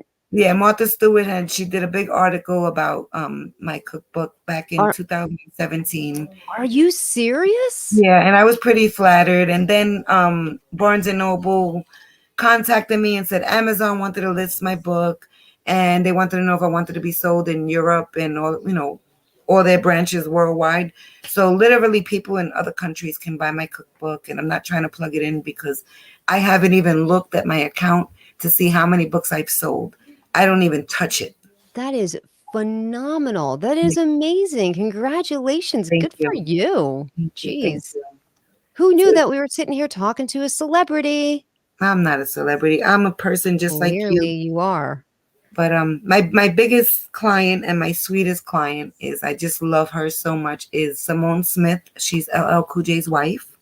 Oh, cool. She's a cancer survivor. She's a Bible toting, God loving woman. She is the sweetest woman in the world, and I've been blessed to have her as a client, and that's like the best family I ever worked for, celebrity wise. Mhm. And I do a lot of Hamptons clients that are very wealthy, and I'm just the type of person since I started doing work again, I don't take any jobs where it feels like work. So, like, if I know I'm doing 2 gigs this month, I'm doing 2 gigs this month. You can offer me all the money in the world.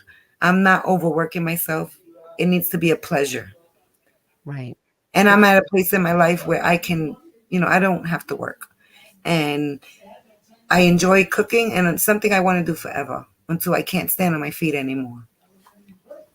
That's awesome that you found your passion. Congratulations, because Thank not you. everybody does, you know, Yeah. so that's wonderful. I'm so happy for you. I That's love awesome. cooking. I love teaching. I love feeding people's souls. And, the compliments come, and I'm like, oh no. And then they're like, yeah, seriously, you need to come back. And when they're calling me back to back to come back, I know I did my job. Absolutely. That's great. Yeah. I love Gary said coq au vin. Do you have a recipe for coq au vin? no, I don't. Oh, I love coq au vin. So it's a French dish. It's a chicken dish, and the place where I had it, it was like this red sweet sauce, and the chicken just fell off the oh, it was so good. I'm sure there's wine in there and stuff, but Absolutely. man, I've never had it like that again. I just started learning, okay, because basically I'm self-taught. Mhm. Self-taught, and I've been a teacher. I've done cooking shows. They have this thing in Florida. It's called the Southern Women Show. They do it in Alabama and all the southern states, and it's all like women entrepreneurs. And some reason they called me one year and they were like, "Can you do a show?" And I'm like, "That's fine." They said, "We have a kitchen. It's on stage. You're gonna have an audience of about 500 people." The day before, and I was like, "Oh, okay." So they had somebody contact me, a culinary shopper, and they said, "What are you gonna make?" So I says, "Well, I specialize in Spanish and Italian food, but like home recipes since I'm mixed."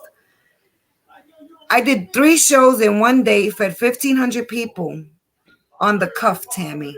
Wow. After that, they invited me back every year, and I mean things like that I love. But here's the thing: I just started cooking French food. Like, I know how to make French toast, French fries, croissants, but I just Right. started learning how to cook French food, and it's funny you asked. And I learned the difference in the French culinary. The whole thing with the French is time. Everything is time consuming. Where I can make a sauce, Italian sauce or a Spanish sauce in a few hours, with French cooking, everything is slow cooking, time consuming, and it really makes a difference because everything is layered, Mhm. flavor wise. And it's like I really don't have patience. I'm like that. I'm a Scorpio. I'm just like up and let's go. Come on, you can get me last minute to run with you somewhere. Mhm. The flavors are totally different. They're not really much different than what everybody uses. It's just the technique. Mhm. So now I understand why the French restaurants are so expensive. The portions are so small. Everything's just very delicate and very. Am I putting you to sleep? No. Okay.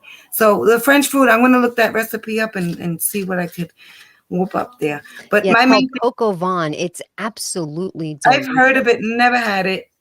But like my thing is, I mean, I make Japanese food. I make sushi. I do Greek food. I even bluffed a job one time for a whole kosher. I said, "Yeah, sure. You want kosher? If it's kosher for you, it's kosher for me."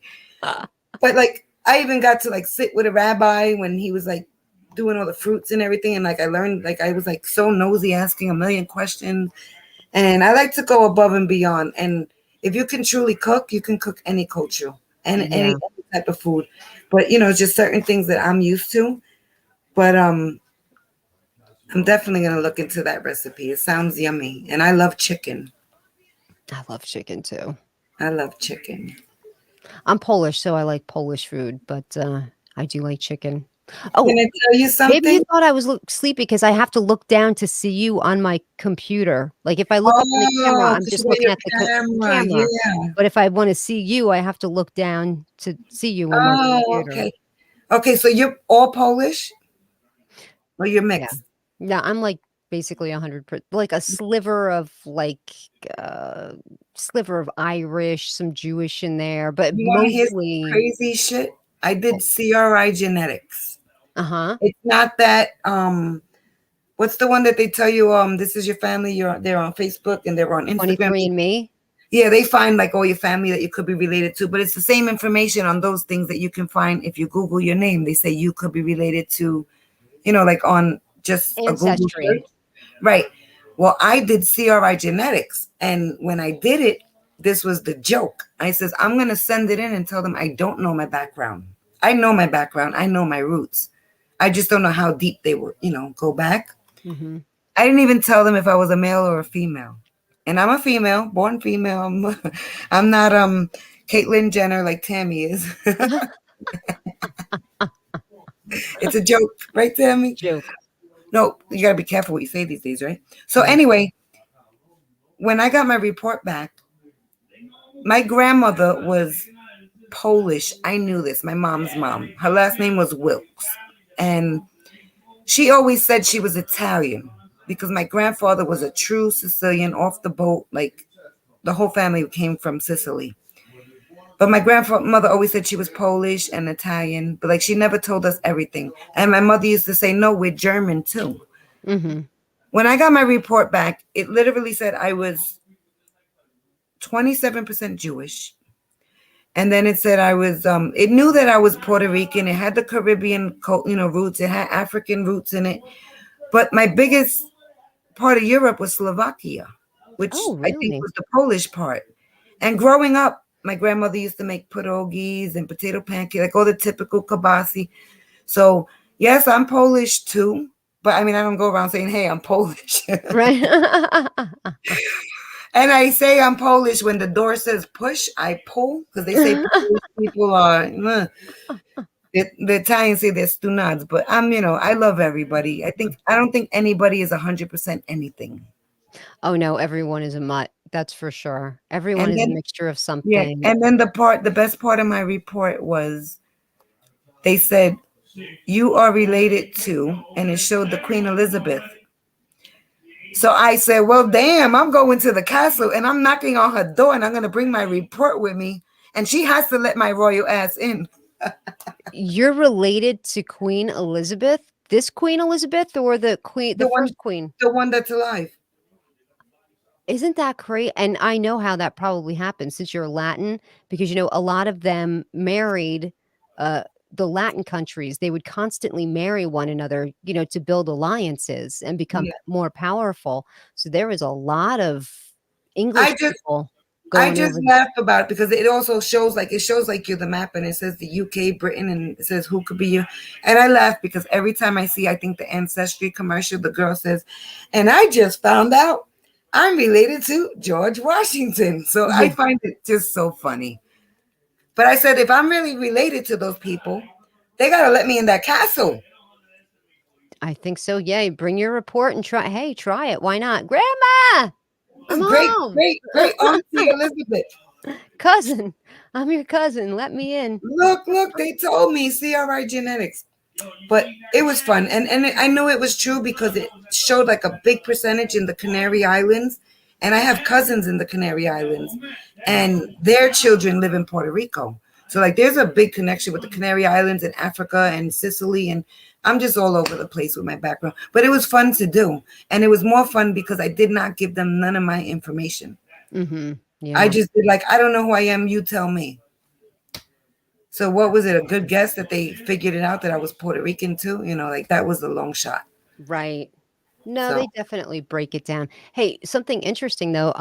My cousin is an engineer for NASA, and they're not allowed to get their DNA read because they're they're so worried that someone can get a hold of it and engineer a bioweapon that would target his bloodline. He's like, they could wipe out my whole family. because of the wisdom, right? Because of the smarts. Right. So anybody that's a high or works in certain areas of the government, like engineers and scientists, they're not Interesting. allowed to get the DNA done. Wow, that's interesting. And it's funny you say that. I have a story for everything. We could sit here. All right, crypto chat is over. Now it's just girl talk. This is the round table. Anybody want to come on? Sherry, come on. When I moved from New York, I moved to Florida. And I moved to a beautiful, beautiful house. Like it was like the dream house and everything. But then about 2 years into the house, my husband said, "What the hell did we move here for? Like we're in Florida. We should be living on the ocean."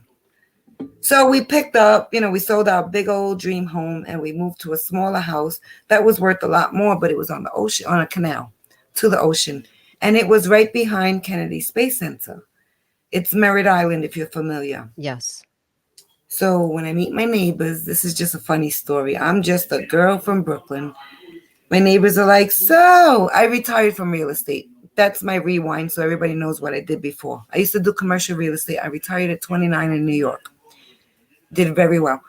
My neighbor's like, "So what do you do?" And I'm like, "Oh, well, I retired from real estate. I'm still in my early 30s." And she's looking at us like you guys are pretty young to be living over here. And so what do you do? And coming from New York, and I don't know how it is in Jersey, but usually you don't just ask people, "What do you do?" That's like a little personal for the hello. Hello, how are you? Then Right. you have a conversation. So I'm like, "So what do you do?" "Oh, well, I'm an engineer for NASA. My husband's an astronaut." And so now I have, I'm in the neighborhood a couple of months. All my neighbors are engineers, astronauts. There's some kind of computer whiz that work at NASA. Some of them worked at what the heck is the name of that company? Anyway, it's like another big company where they do a lot of. Boeing. It wasn't Boeing. It was shit. I got to give you the name right now. It's in Florida. It's by UCF. Oh, I can't remember. Anyway, very smart, intelligent people, like something that I couldn't even fathom to understand. So I'm just like, "Oh no." And so like my family comes and visits me and I'm trying to get to the point. I get lost. So we're sitting at my family and I'm like, "Yeah, this is my neighbor. She's an astronaut and he's an engineer." And my family's like, "Yeah, right." It's just crazy because you never know growing up in the city that you're going to one day be living next to. Like I remember being in school where they would roll the cart in with the TV so we Hmm. could see the space shuttle go up and it was like a big deal. And here I'm sitting in my backyard with my neighbors watching the shuttles go up and they're astronauts and engineers. It was just like a little weird for me to be in that position because it's like these people are making spaceships and I'm just a retired realtor. That's it, Right. Yeah. you know. It's great. But they're just regular people, No, they are. And I'll tell you decent that people, super smart people. that neighborhood that I moved into was the first neighborhood ever in my life where they literally were like the what was that, like Leave It to Beaver, like June, what was her name, June Cleaver. Yes.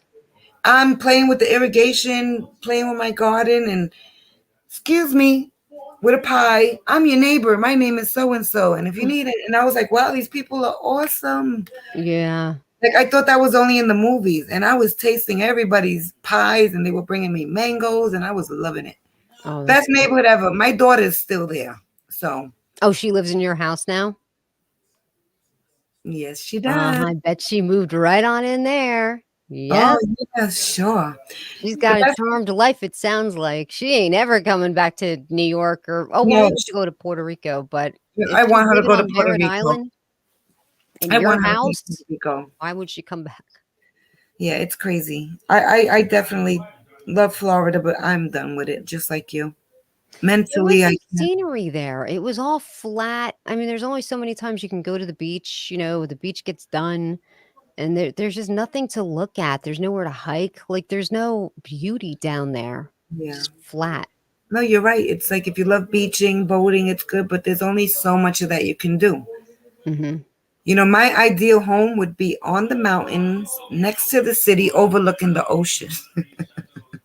I want a little bit of everything, but here, when the pandemic hit, we ended up going up to the Catskills and buying some property because everybody was scared, they didn't know what was going on, Yeah. and we were so blessed. We got property from a relative who wanted to give it to me, but I'm honestly not that person. I will never want anything from anyone.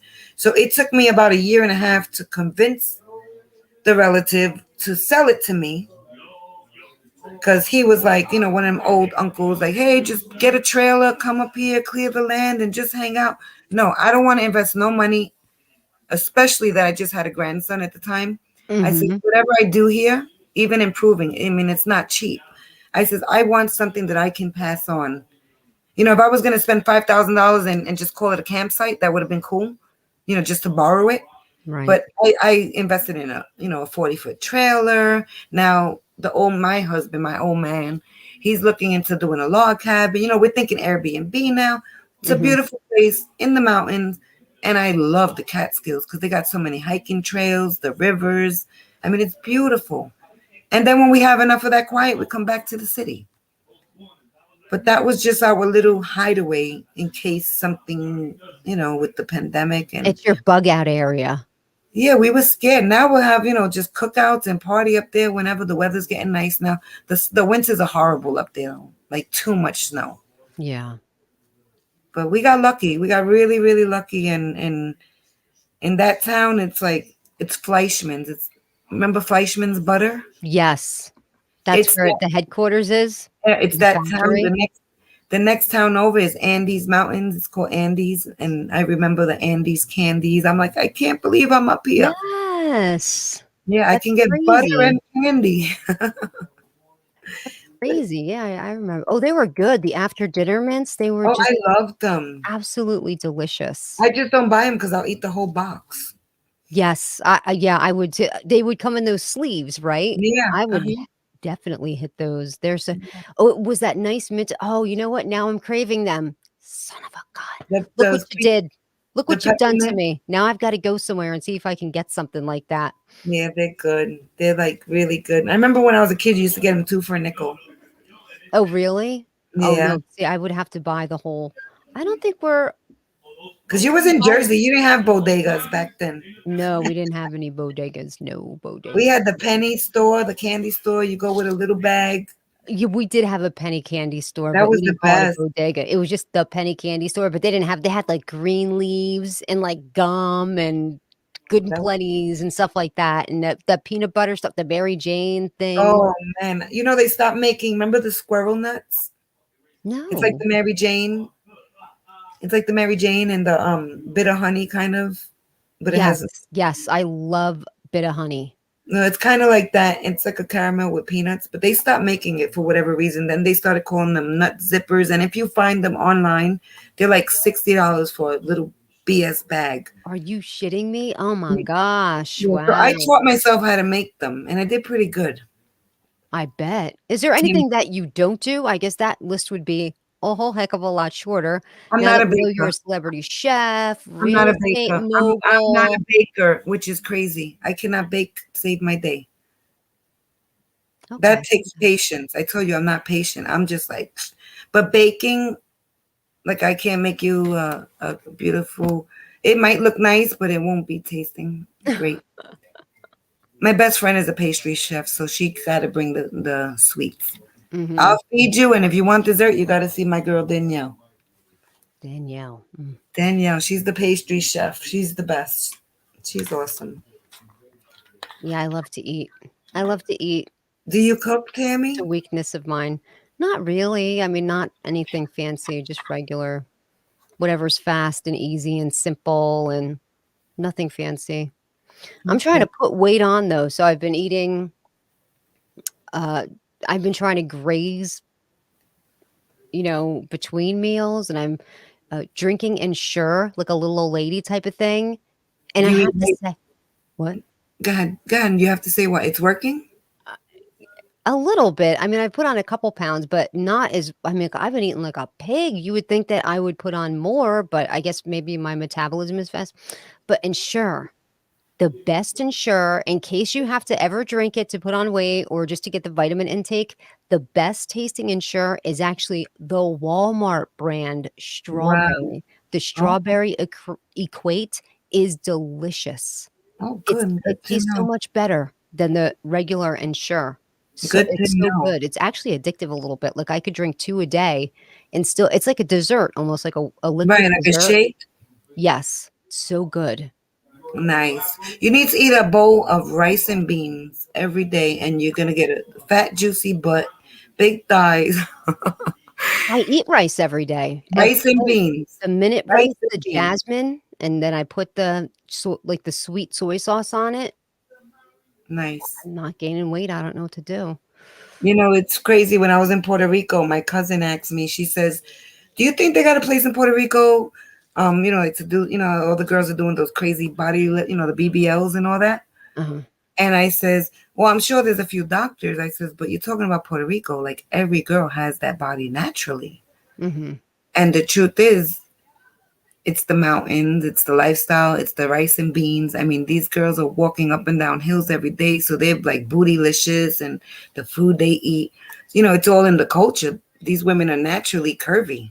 They might Right. not be heavy, top heavy, but they got the waist like this and the hips and the booties, and they're beautiful. But I was just laughing at my cousin. So I seen a girl crossing the street and she's running and her butt is going boop, boop, boop, boop, boop, boop. So I told my husband, I said, see, that's not fake. That's real. It bounces. I was like, I wish my cousin was here so she could see that these girls don't need that. But That's funny. you got to come to Puerto Rico soon, Tammy, and maybe over the summer, a couple of the crypto conventions. You would love them. Are they having crypto conventions over there in Every Puerto Rico? Monday and Thursday, they have them in the Hyatt, the Regency Hotel. There's a place that used to be very scary, even if you were Puerto Rican. It's called La Perla. It's like the projects. They got the most beautiful. It's like was really, really ghetto. But they're sitting on the ocean, like the most beautiful scenery that you would want to put prime real estate, Mm-hmm. right? Well, it changes a lot. So now you have all the new people. They're like buying it up and fixing it. They're having crypto meetups there, Mm-hmm. which is cool. But I'm still at the point where I'm like, I know the history there. Like anything can happen. So I personally don't feel comfortable going to those meetups Mm-hmm. because it's like me telling you, Tammy, what's the worst projects in New Jersey? And you name them, and I say, well, meet me there because the neighborhood is nice now. You might be like, I'm good, like Did they get the bloodstains off the sidewalk? Let me yeah, know when right. you go there. They're gonna be a shootout, but for the most part, you see the money and you see the crypto money all over the island, all over, and it's really, really becoming heavily gentrified with Bitcoin maxis and just crypto families. Good. Good. Good for them. I hope Crypto, it's helping people out of poverty and helping them. It's the yeah. great equalizer. I'm telling you, crypto is gonna change the That's facelift of America. Before you know it, the people like us gonna outdo the Trumps if we play our cards right. sounds good to me. Does to me too. I don't need the Rothschilds money. I just need a little, even a quarter of Trump's money. Well, he doesn't actually have any money, so he lives on debt. Yeah, So right. he does. He's very leveraged, that one. So he doesn't I don't think he actually has any money. But yep, that crypto money will pay one day. You just have to know what you're buying and have the patience to hold when it's a good project. Don't be crazy. Don't be like, "Oh, it's not going fast enough. I'm just going to dump it." Don't do that. Hold No, your because stuff. then you wasted all your time. Like you have to have patience. See, Right. I'm getting patience with crypto because I tell you, I'm real hyper and like. What's weird is my husband. He's that old school, and we're only 2 years apart. He's like that old school, morally correct. If it was up to him, it's like the women don't go outside, like all that bullshit. But I'm a little too cool and modern for that. But if he had his way and he didn't have me, he may have a submissive, yes, sir. Okay, that's not me. I come from a house of all women that are bosses. Mhm. And I'm talking shit because he's inside right now. Because when he watches this live, he's going to go, oh, really? No, but he's like very old school. And I'm more the social butterfly. So we like balance each other in the relationship. And it's good because if he was a happy-go-lucky, hyped up person, we'd probably be bumping heads all day. But he's very quiet. He's mellow. He's a homebody. He taught me how to chill. I never knew what it was to chill. Mhm. I was always like, where's the party? Where we going? Right, right. You So always now wanted the action. yeah. Yeah. So Mhm. now I try to do that within my small circle, my family and my friends. I panic buy instead of panic sell. That's interesting, Gary. What do you have to tell him about that? I guess don't buy on the green candles. Is he talking Never. about FOMOing? Are you Yeah, FOMOing into that's called things? FOMO. Don't FOMO. Tammy, can you do me a favor? I can try, sure. Can you look at two projects or even one and tell me what you think of just what you see from the charts? Yeah. One of them is called Shield Net. Shield net? Yeah, Shield Net. Is that the symbol? Yes. Is it on pancake? Yes. Okay. Hold on a second. Yeah.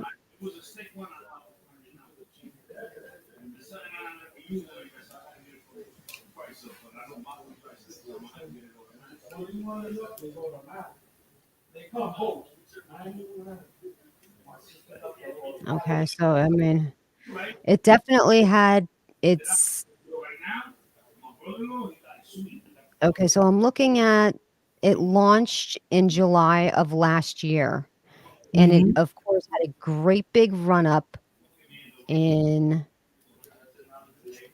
in mid-August. It maintained that run up, and then it took a quick dump. Well, it dumped by the end of September. Like, it came down precipitously Yes. to where it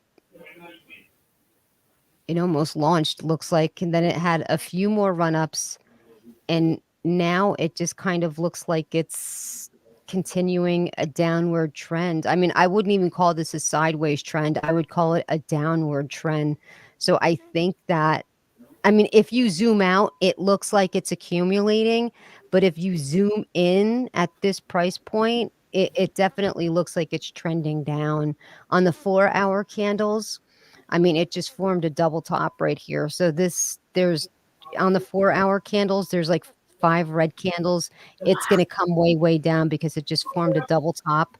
So it's going to come down probably to, hold on a second. Stop it. Stop it. Bad boy. Leave him. Are you okay, honey? My one cat is such an asshole. He's a bully. He's bad. He's so bad. He's attacks the other cats. Aw. He attacked the girl cat, and we didn't know it, and he gave her an infection, and we thought her tail was broken because she wouldn't let us touch her tail, but he had bitten her so bad she got an infection. We had to get an operation. Like, he's terrible. Poor baby. But you love him, right? I love him, but he's in his collar right now. We've got a Zen collar on him Okay. because It's not giving it's him enough of Zen. supposed to help him calm down. Like, you know how the dogs have the roar shirt or the lightning shirt or whatever it's called? It Yeah. doesn't a little bit, but He needs a session of Reiki to relax. he needs I have him on Prozac. Oh, shit. And I pay so much attention to him because his issue is he's very jealous. So, yeah, I think right now the price you'll be able to get it lower, but I mean, it's just coming down and coming down and it's not even really accumulating. It's just dropping, dropping, dropping. And let me see the market cap right now is $3 million. The liquidity is $500,000. But I mean, for as old as it is, let me see if they have their liquidity locked. Because if their liquidity is not locked,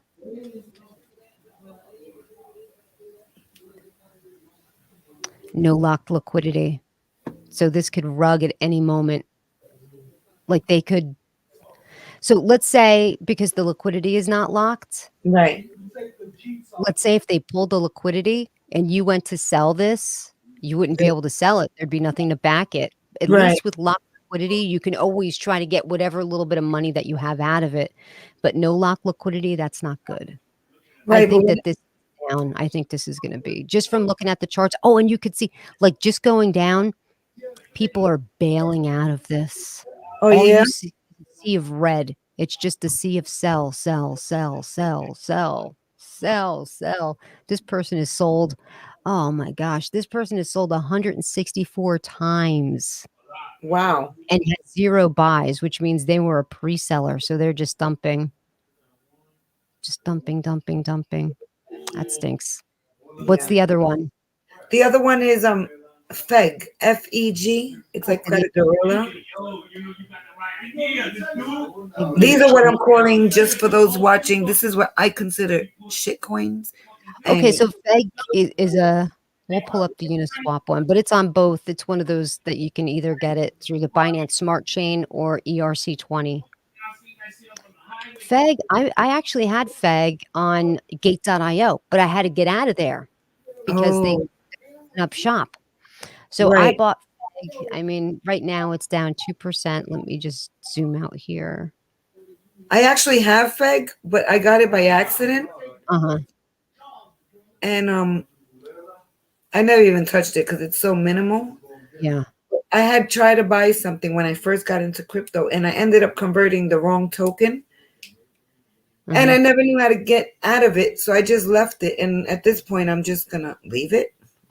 I'm trying to Yeah. find it. And then it just popped up in my Coinbase wallet, which blew my mind because it was at the time where I didn't know what I was doing, and it was like a ghost for a while, and then it popped up.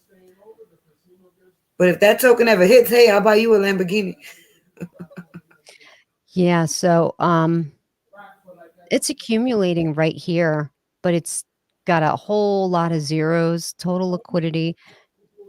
It's about $5.5 million total liquidity. Their market cap Look is at what about I got.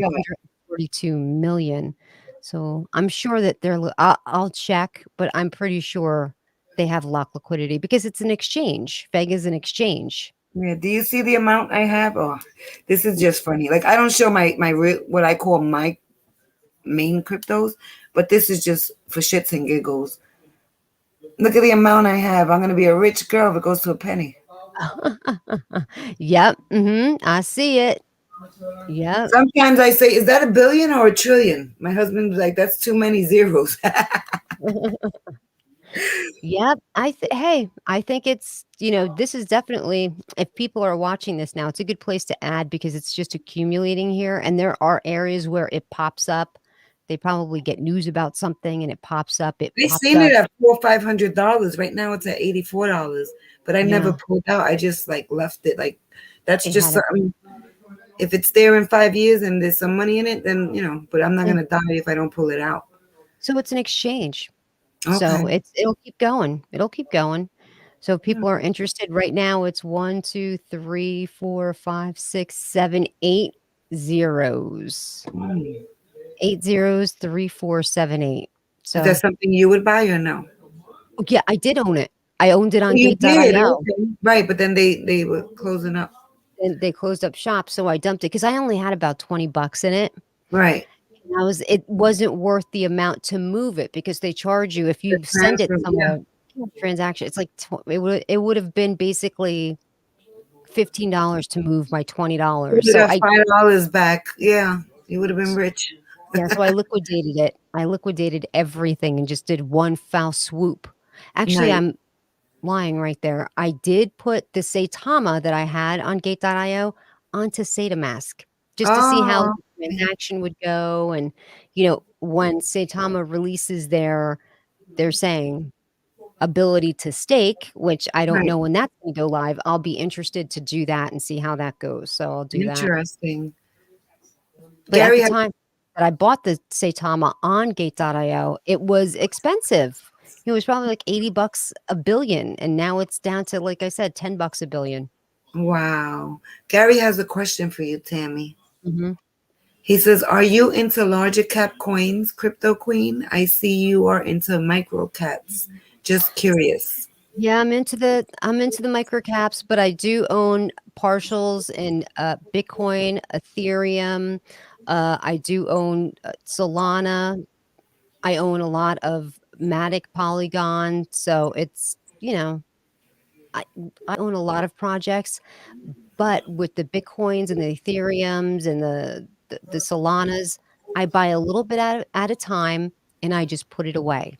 Little 50 bucks here and there, and I just put it away and I forget about it. I don't even look at it. I just buy the 50 bucks and and that is the best way to beat the market.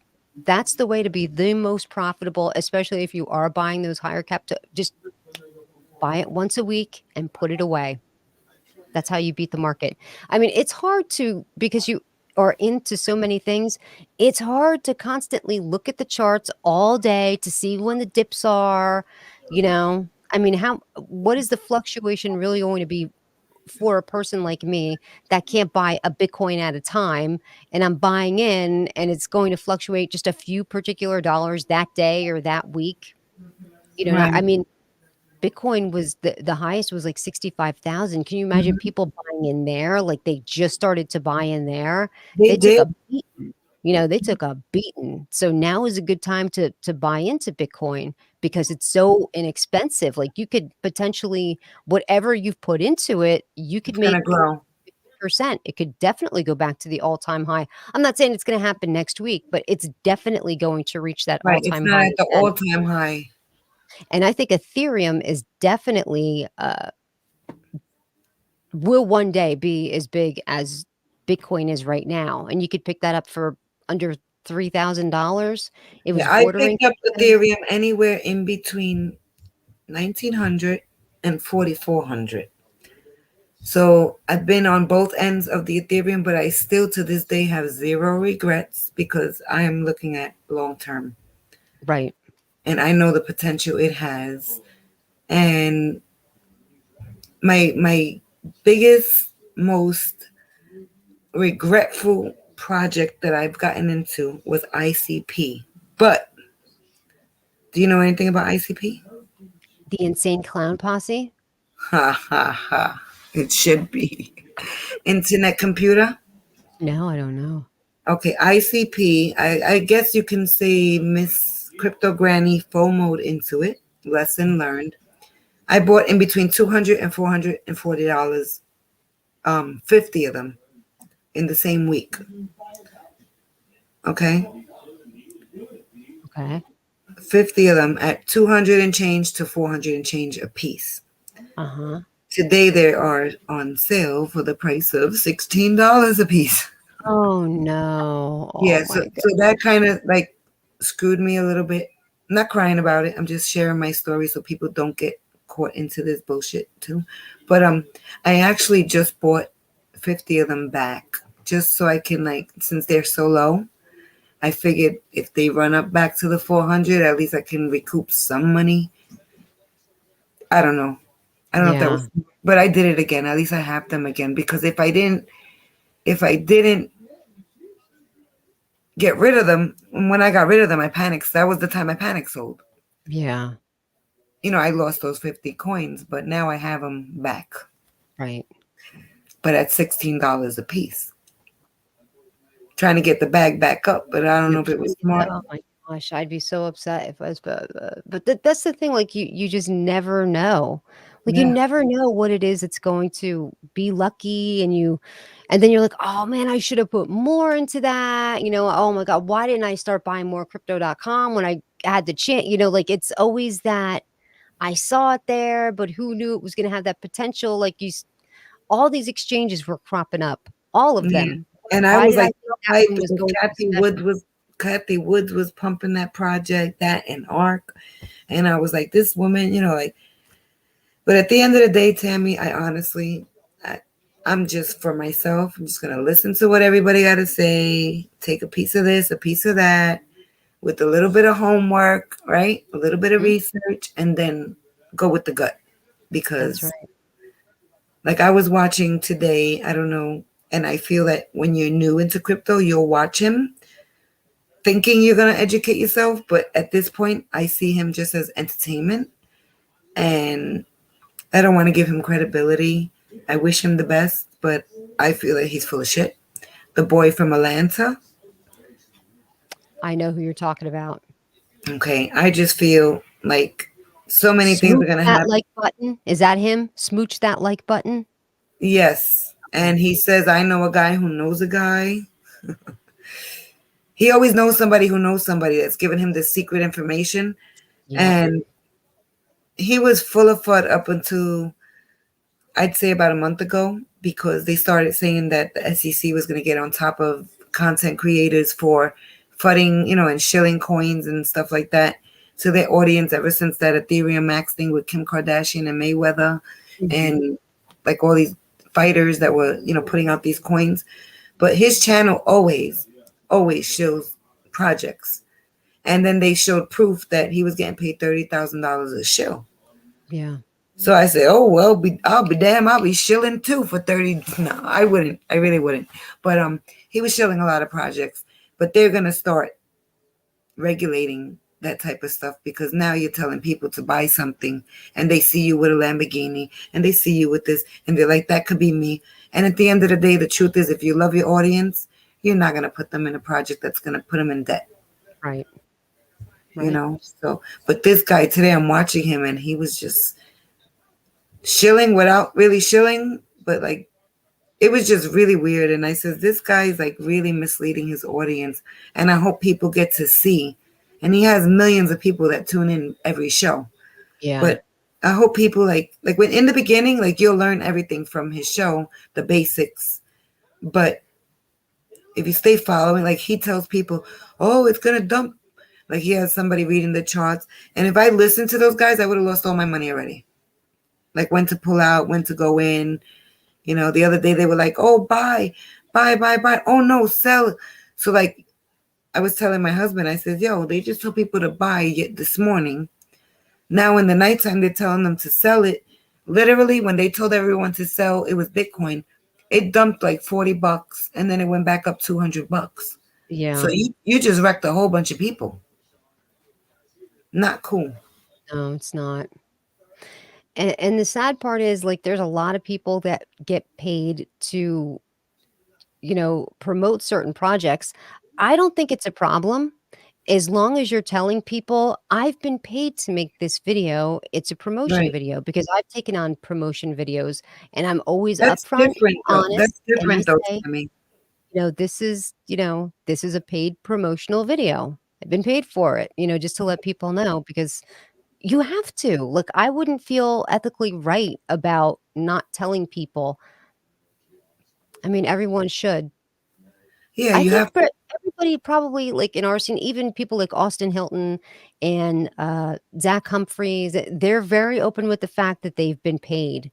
They get paid a lot of money. They get paid like $100,000 in AMA, and they Wow. split it between the three of them. It's Zach Humphreys, Austin Hilton, and Your Pop. They're like the Yeah, trifecta. 10 grand just for throwing it out there. That's not bad.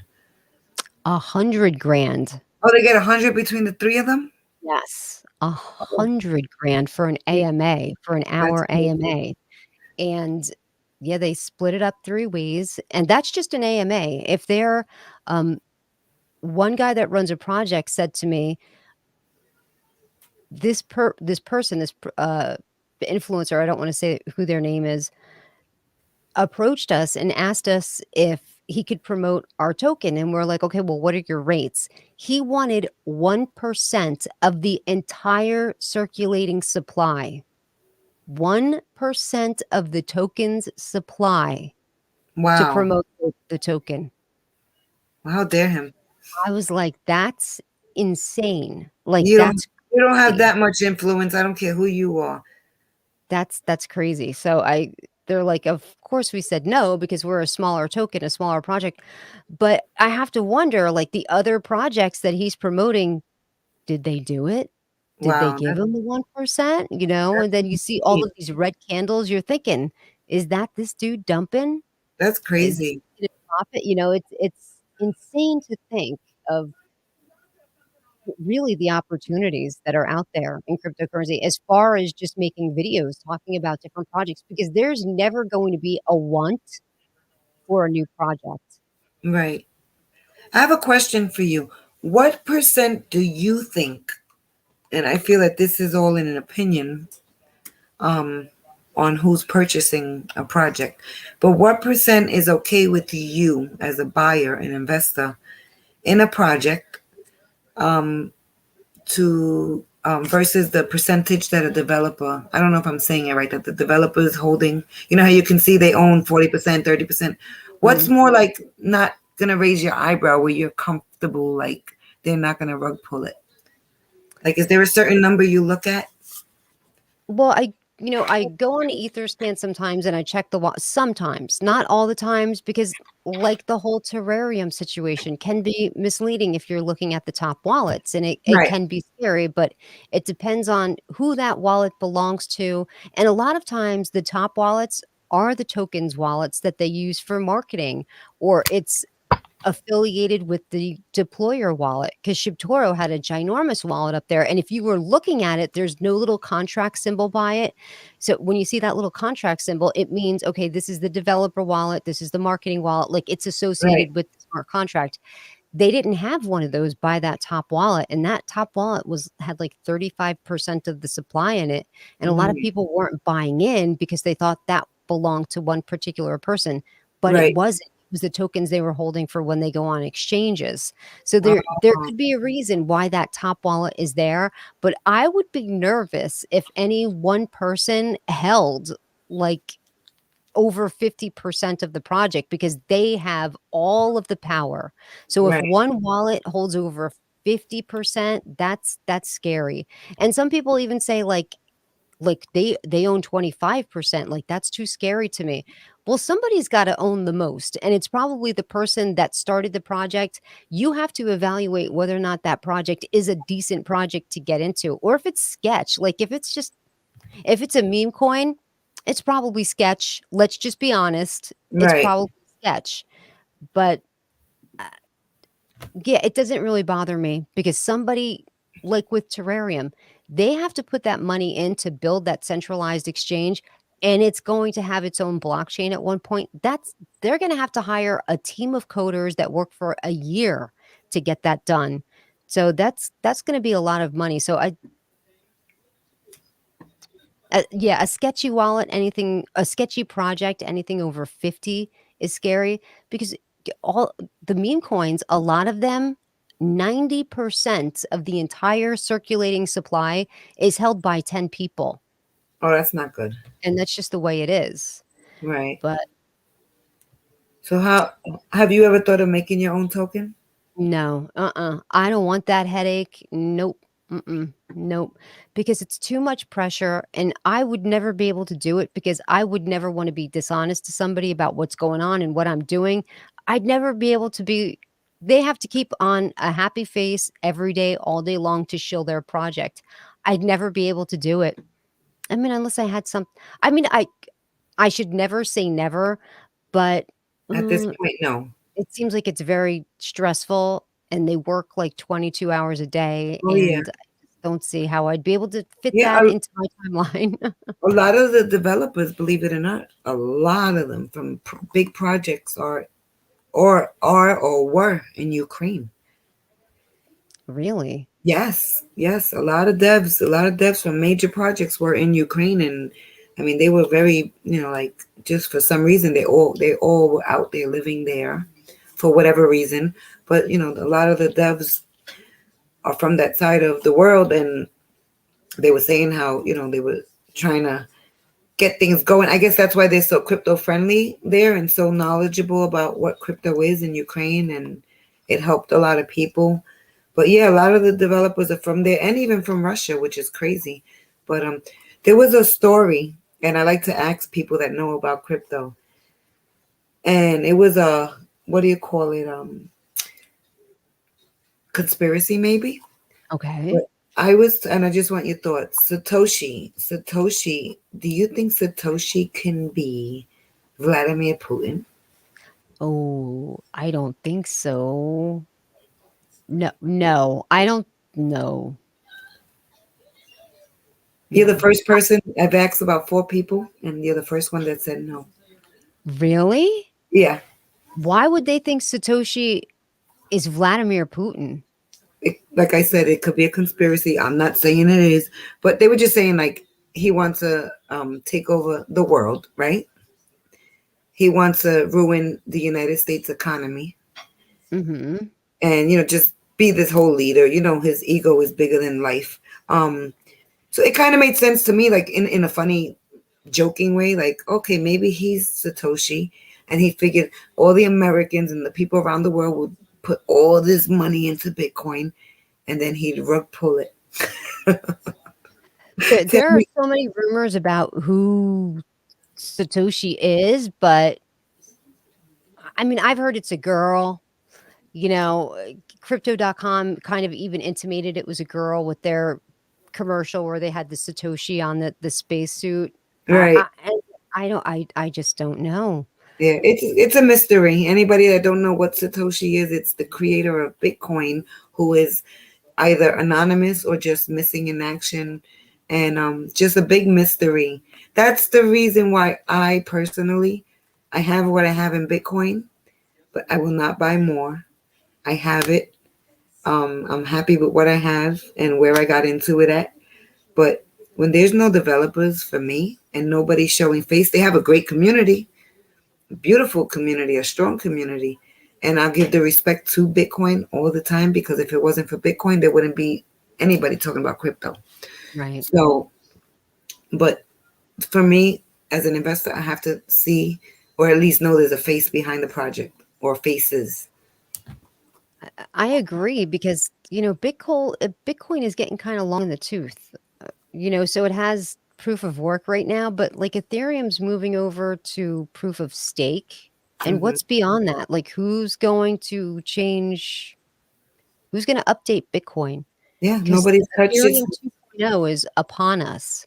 Yeah. So who's going to do that for Bitcoin? It's getting long in the tooth, and that's another one of the reasons that it's like there's the potential of, is it going to reach a couple mil? I don't know. I have more faith in Ethereum because, Oh yeah. Oh yeah. like you, yeah, Yeah. And I feel honestly, I'm not saying Bitcoin will never go to $1 million or half a million, but I do see it at 200 long term, 5 years maybe. Um, but the truth is, like Tammy said, who's developing, who's gonna upgrade this, who's gonna do these. I mean, like everyone that owns crypto, for example, Tammy. I don't even know how to say that word. Terranium. terrarium. Terrarium, you see? I can't say it. A lot of these things you can't say. It's a whole new language. Terrarium. If Tammy wants to make a terrarium shirt and a hat today, she can make 500 of them and sell them for whatever. She owns that project, a piece of it, a portion of it. Tammy is part of that project. She is an investor. She is the owner into that project. Tammy can make sweatshirts and hoodies. I can go tomorrow and make XRP sweatshirts, and nobody can come tell me, hey, Bobby, you're not allowed to sell that. That's copywritten. If you own one XRP, you own something into the project. You can make whatever. It's freedom. Like you own X amount of, the project. My point is with Bitcoin, there's like who? It's just the investors. It's just the investors there. There's nobody working on the project. So that's where it makes me say, if your friend tells you to buy Bitcoin at $40,000 or 50 or 65,000, they're not your friend, because with half the price of Bitcoin right now at 21,000, I can tell you, Tammy can tell you, and other people can advise you, rather not tell you, a million other things you can buy that are going to get to an equivalent price of Bitcoin somewhere along the line, or maybe more. Right. So And the profit is going to be so much, because let's say even if Bitcoin does get to $250,000, okay, well maybe you bought $50 worth of Bitcoin. Even if it gets to $250,000, you're going to quadruple your money.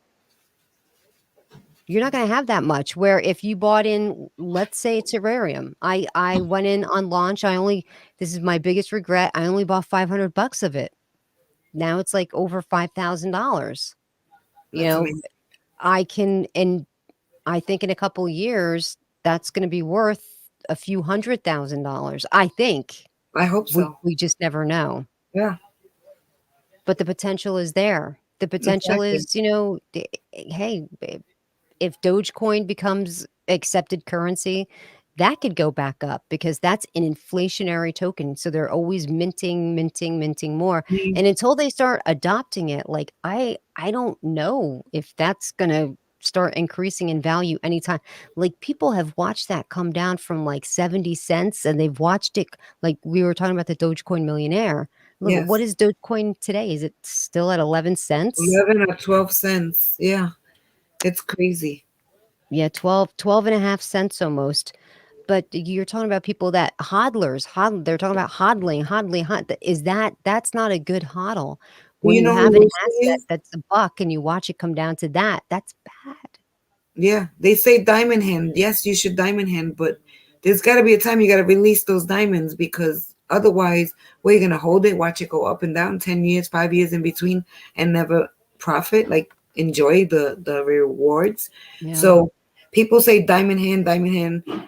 Um, yes, hodl, diamond hand for a little bit, but when you see profit, you cannot brag about diamond hands because diamond hands can't spend no money. And the Yeah. whole purpose is to enjoy your profits. I mean, you're in the project for a reason, Yeah. so that kind of is contradicting the diamond hand hodl. Like I know, like Tammy said, her project she just bought into, she knows she's not touching it for 5 years, 10 years, whatever. She knows in her head her time frame. So that's a hodler. She's hodling for 3 years, 5 years. She got it set already. But I bet if it went up to some crazy numbers right now, your ass is pulling out. Oh, if it went down? No, I'm saying if it went up to some crazy millions of dollars like the Dogecoin did, Oh, yeah. Oh, yeah. you buy out, pull out and buy some back in when it Yeah. dips. I definitely would definitely take profits if it went up Yeah, crazy but like millions. these But kids, I'd also have stop losses put in place too. Like, right, I wouldn't ever wanna lose my original investment. So right, if it starts circling the drain, let's say, and if it comes down to like $1,000, that's where I'm pulling out. That would be my stop losses for terrarium, right. $1,000, because that's double my money. I'm still in profit. I've You still didn't made lose, something. you didn't lose nothing, yes, and you made something. That's the best. Always have those stop losses in place and keep your bottom line. Don't, "Oh, maybe it'll go back up from here. I'll just hold on a little longer because it's not gonna happen." Right, You usually put that stop losses at the very lowest, like, "Okay, this is where I'm pulling the ripcord, I'm getting out." Don't ever let it go past that because you put that area stop loss in place for a reason. Don't talk yourself out of it because you're probably emotional at that point, not a good time to make a decision. Just stick with your original plan. right. No, you're right. You're right. So let me ask you a question, Tammy. Who was the most, uh, or who was the hardest person in crypto that you got to get an interview with, or they reached out to you, vice versa? I did have on one of the developers of Terrarium. Okay. That was nice, but, I mean, other than that, I mean, there are people that I wanna talk to, and I've put offers out there, but they've not gotten back to I me. want Richard Hart. I don't know if I'd be able to get him on my channel. I have, like, 7,000 subscribers. I don't think he'd co I would I don't think love to he have. cares. I don't think he cares. He'll come on. We just got to get a message to him. Oh, I'll try. Well, I listen, the Hexicans are always on my channel, and I do wanna understand, they went on my friend Sandstorm's channel, and they did, like, a little documentary series where they went on there for 3 episodes, and they explained the whole thing and Well, they're how welcome to my channel, the Hexic. I'm a Hexican too. you're a I hold Hex. I just didn't do the whole post chain staking like you said your friend did. Mhm. Um, and the truth is, I didn't do it because I didn't get to that part mentally yet.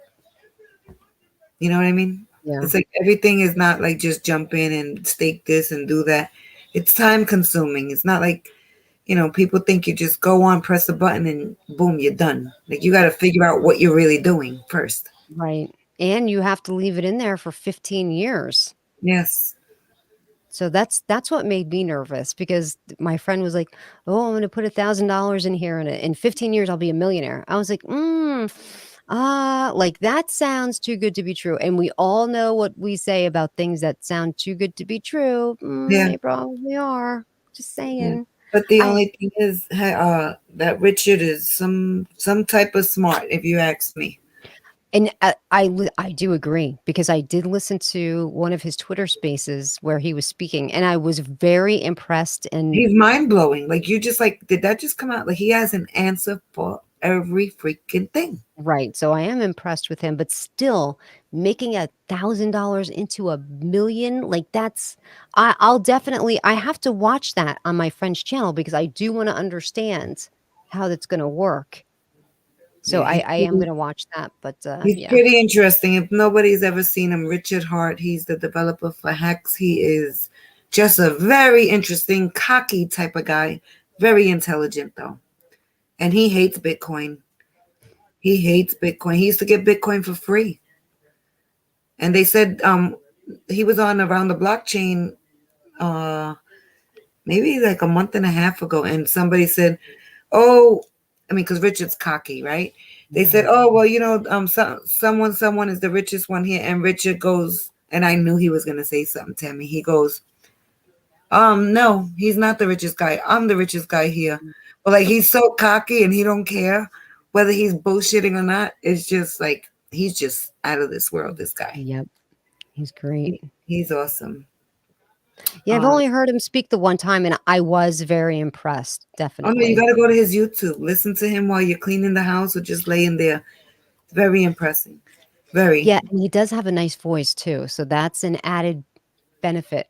Yeah, and the weirdest thing is that he wears all these designer clothes and they don't even fit him.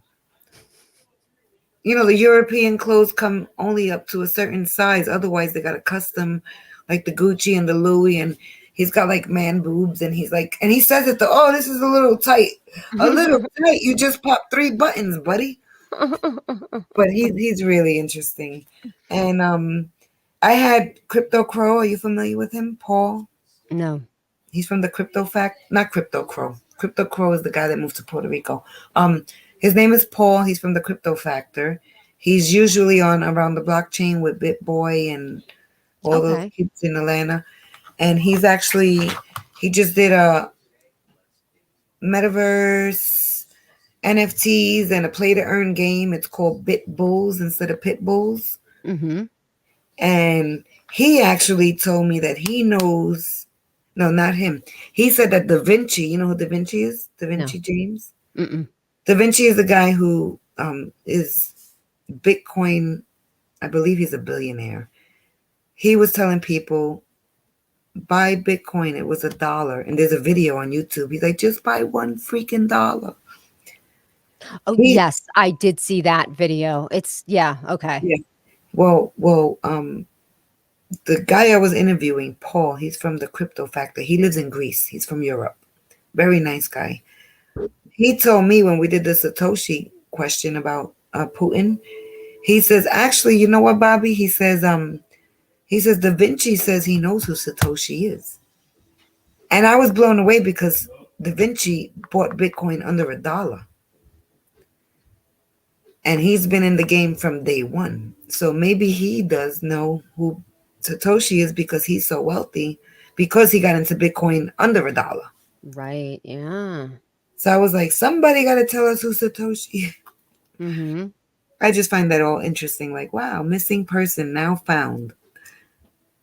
Well, the developer of Shiba Inu, that person wasn't doxxed either, and they finally just they doxed recently, right? It's just some But young didn't they guys. give money to the kid from Ethereum to what's his name? The little tiny, Vitalis Buterin, yeah. yeah, to They the gave him tiny, half the supply that, as a sign of peace, they say, yeah. and he wound up he donated it. So that kind of they were thinking he was just gonna keep it in his burn wallet or whatever, so he wound up donating it to India, which they were like, "Oh, okay." So it instead of being burned, it's, like, in the circulating supply Right. And and then they said he bought Vitalik Buterin. They said that he ended up buying Shiba Inu recently. But I don't know if that's fun.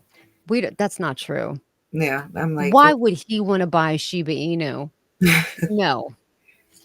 that's He why might I still hold some that they gave him, but I don't think he bought into Shiba Inu. yeah, that's why I think though truly that Cardano is gonna do great because Ethereum is a fantastic project and he was partners with Charles.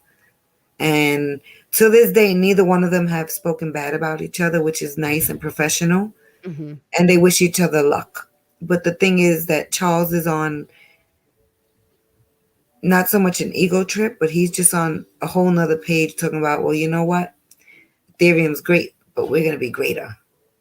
And I like that mindset because I'm so invested in Cardano that I hope it's true. Right. I hope it's true too. Yeah.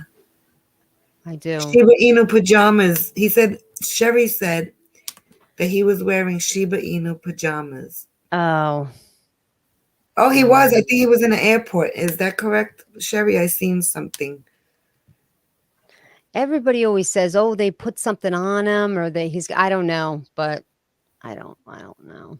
They were saying he smokes crack, and I was like, no, like I was so heartbroken hearing. I'm like, no, please don't say that. Smoked crack? Yeah, it's like all this fun they were saying, and I'm like, he looks like such a nice little nerdy kid, like someone you want to Yeah, give a hug to. he seems geeky, and no, I don't Yeah, think he does that. I think he's yeah, and, just and I was hearing that, and I was like, wow, this is like crazy. Like this kid looks as innocent. I mean, I don't know if he's innocent because looks are deceiving, right? they can be, But yeah. Sherry said she saw it, so yeah, they said he was, but who knows? I I don't don't think know. he should be. I mean, like I said, he might still hold some that they gave him, but why would he want to buy Shiba Inu? It doesn't make sense to me. He might still hold it from what they gave him, but I don't. The guy's a billionaire. If a billionaire started buying into Shiba Inu, it would do something to the price. Right? I guess depending on how much they bought, but Absolutely. Well, it's well, getting. I got to start to get going now. That's what But I was going to say, and I wanted to thank you again, Tammy. And I had a great time tonight, and I I had hope a wonderful time. Let's do it again. yeah, anytime you have my contact. I even sent you my number, so Okay, great. And we we should can bring other text. ladies on Oh, too and anytime, take turns anytime. going to each other's channels Yes, and, let's rotate. Bring ladies in, gentlemen, yeah. anybody in the space, anybody who wants to join the space. You're welcome. You got the Crypto Queen Tammy and Crypto Granny, and I heard there's another Crypto Granny, and I heard she wasn't so nice, but could be some FUD. Could I be heard she some. was really nasty lady. Oh, really? Yeah, somebody contacted her and they thought she was me, and she was like horribly nasty. Like Oh, I'm the crypto grand. Oh my God, sue me. yeah. Your Calm grandma, down, I'm a lady. grandma. Calm down, Granny. Jeez. We're both into crypto. I got my own teeth, so I win.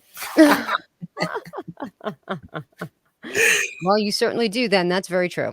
Thank you, Sherry. Thank you, everyone that tuned in. And Tammy, you rock. When is your next live so You we rock. can tune in? Probably tomorrow. Well, tomorrow I have an AMA with the developer of Oscar Token. It's a charity token that helps to feed children in Africa and I think also dig for water wells. But I'm not totally sure. I actually have to start researching that tonight and tomorrow. All right. I Well, just we know will tune in. that'd be wonderful. I think it's 8 p.m. Still, I'm not Okay. sure. I have to like Yeah, make the yesterday you thumbnail were and everything. closing and you were like, all right, I'll see you at 8 a.m. I'm like, wait a minute. Wait, but I'm not up that early. She I'm like, crazy? wait a minute. I'm on my second dream at 8 o'clock in the morning. I don't go to bed really until like 3 or 4 in the morning. So I do that sometimes, and then I have to get up, and it's just I my body needs time to heal. Like when you sleep, you heal, and I'm just killing myself with these late hours. I have yeah, to just stop. I have to just at minimum midnight, minimum. well, that'll be an early night. You got time. You got an hour and 15 minutes to get yourself together, young lady. I certainly will. Thank you so much again for having me. It Thank was you. so Stay much beautiful. fun, Thank you. Likewise. Thank you. and Have a thanks good to night. everybody. Thanks, Sherry. Sherry's great. I really Sherry's appreciate it. awesome. Thank you, everybody. Good night. Good night, Oh guys. wait, we got a question for Tammy before we go. What's the name of the game you play sometimes with the flying bat? That's the Shibtoro game. So if you go over to Shibtoro on their Twitter page, they'll have a link to it, and it's just called the Shibtoro game. So it's so much fun. It's addictive. Okay. We'll talk about that on the next show. Thank you for answering the question. Good night, everybody. Stay well and be blessed. Bye bye. Thank you, Tammy. Thank you. All right. Thank you so much. I appreciate it. That was fun.